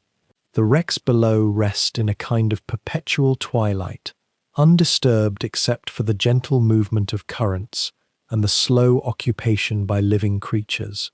If you were to spend time in those waters, floating on the surface before a dive, you might hear the distant calls of seabirds, the lapping of waves against a boat. There is nothing obviously haunted about the place, nothing that speaks overtly of the thousands of deaths that occurred here in 1944. And yet, for those who know the history, who understand what lies below, there is an unmistakable undercurrent of remembrance. The lagoon holds that history in its depths, not as a burden but as a fact, a reality that continues to shape what the place is. The wrecks remain, slowly transforming, occupied now by fish and coral instead of men, and in that occupation lies a kind of peace that was hard won across decades. And so we find ourselves in that peculiar space where history becomes geography, becomes ecology, where the machinery of war surrenders slowly to the rhythms that predate empire and will outlast memory. The lagoon at Truk, which once held the dreams of a nation and the terror of millions, now holds something quieter, a kind of vast underwater archive that no library could contain. Consider the nature of what remains beneath those still waters. Where a destroyer once cut through dawn with its guns blazing, a mast now stands motionless, encrusted with the patient work of years. The coral, that ancient architect of these islands, does not distinguish between reef and warship. It grows indifferently over steel as it grows over stone, and in this indifference lies a kind of mercy. The torpedo bomber that screamed toward the transport Ikoku Maru in those final moments of its life, that violence, that terrible precision, has become simply topography. The wreck is now a mountain range, a shelter, a nursery for species that had nothing to do with the war that created it. There is something profoundly human in our desire to remember. We document these battles with photographs and testimony. We preserve the names of ships and men.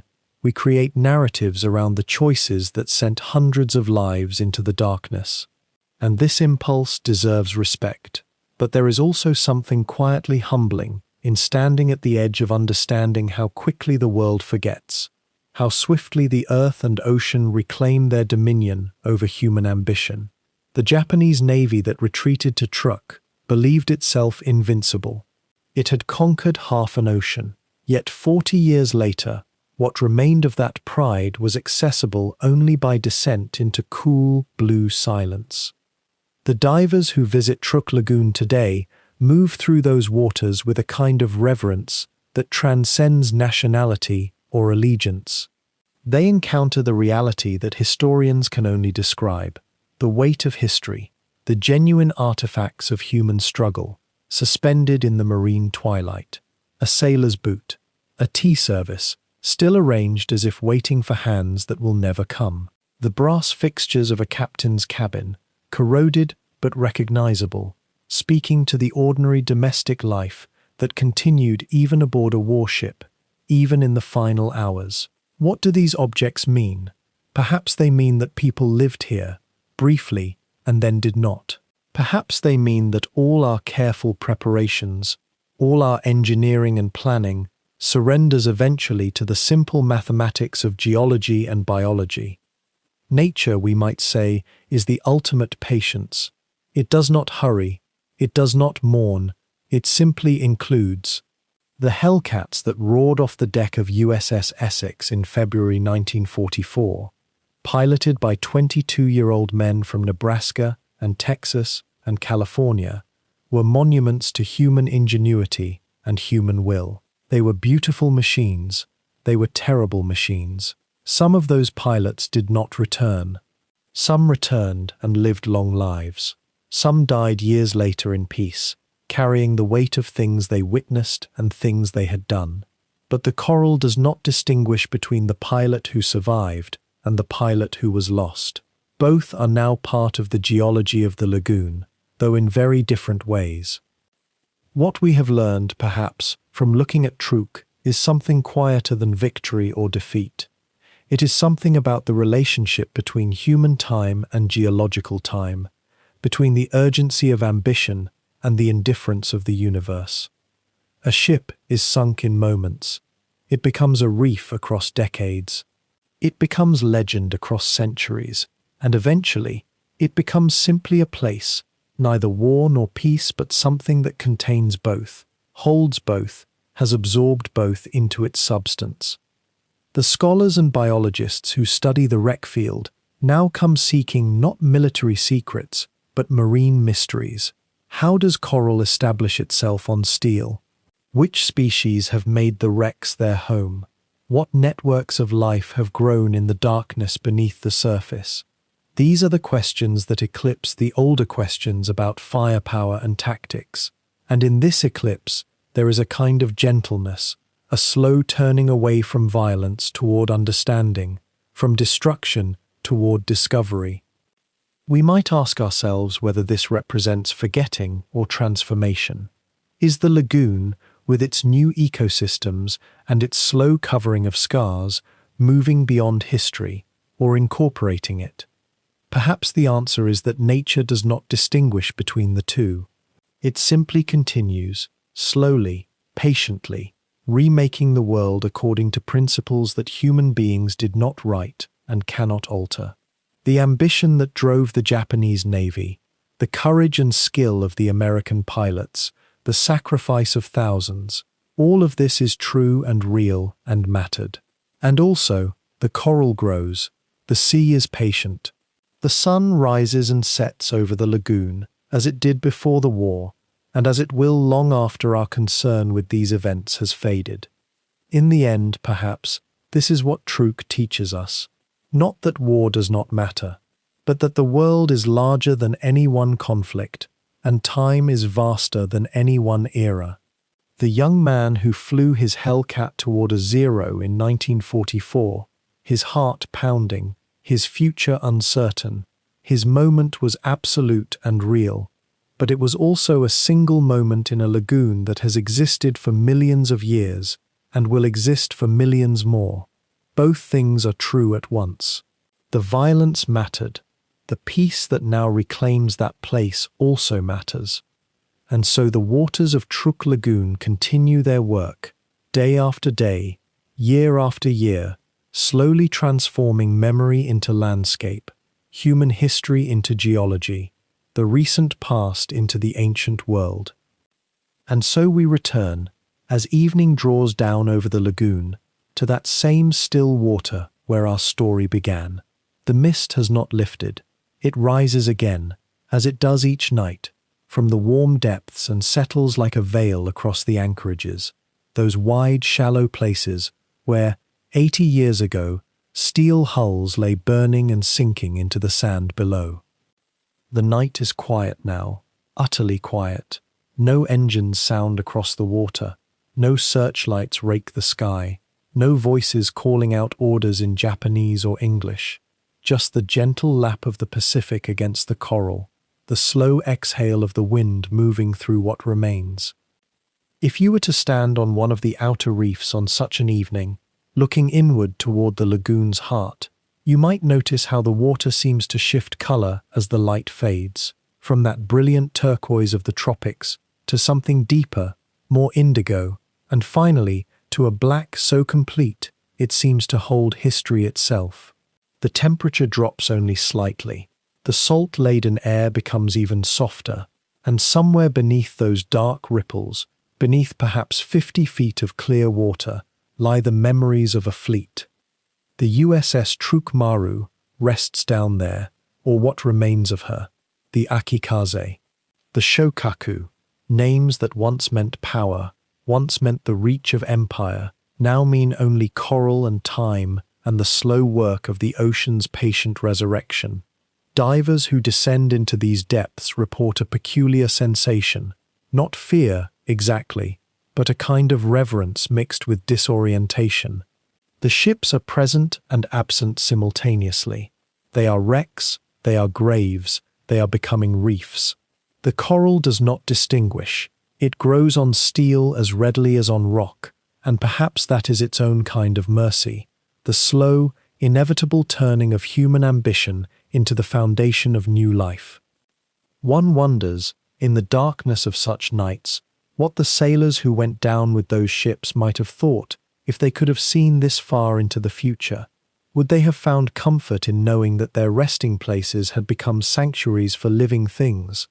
That grouper and parrotfish and sea turtles now navigated through their companionways, that anemones bloomed where men once stood at attention, that the very structure of their vessels had been woven into the reef's living fabric. Perhaps there is something ancient in that transformation, not a redemption exactly, for redemption is a word that belongs to the living, but a kind of integration, a return. The lagoon at night feels different from the lagoon in daylight, even to those who have studied it for years. During the day, it is a place of clarity, of visibility, of facts and measurements, and the careful cataloguing of history.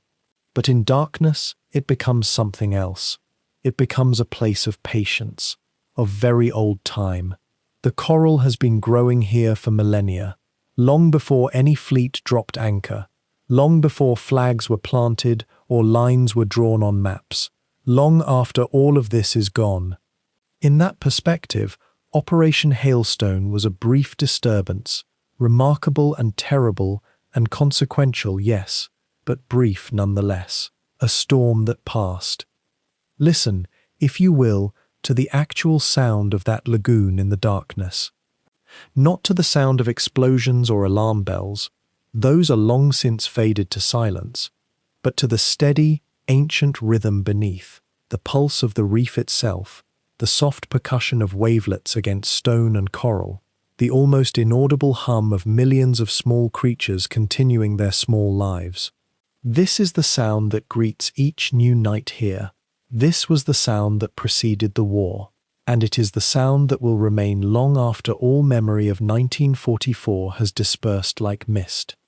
There is a quality to naval history, perhaps, that asks us to consider the relationship between human intention and natural time.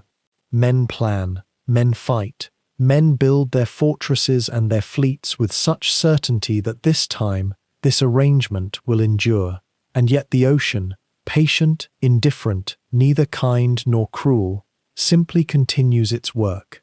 It accepts what falls into it. It transforms it. It moves on. The coral does not mourn. The lagoon does not judge. They simply are, and in being, they heal. Somewhere on the atoll at this very moment, a scientist might be taking measurements in the dark, monitoring water temperature, recording the migration patterns of nocturnal fish, noting the slow accretion of new calcified growth on wrecks that have become reefs. These are quieter forms of witnessing than the flash and percussion of bombs and cannon fire, but they are witnessing nonetheless. Different hands, different instruments, the same impulse to understand and remember. And overhead, the stars. Precisely the same stars that looked down on February 17, 1944, when 900 planes turned the morning into perpetual twilight. Those stars saw what happened then, and they remain indifferent. They rotate with the turning seasons. They mark the passage of years and decades and the slow dissolution of concrete certainties into historical footnotes. They will be here long after the last diver has surfaced, long after the last ship has fully transformed into reef, long after the last person who witnessed these events has passed from memory into history, into myth, and finally into the depths of time. The lagoon at night is a place of endings and beginnings occurring simultaneously. It is where the violence of 80 years ago has been gently, persistently, converted into the ordinary life of a living reef.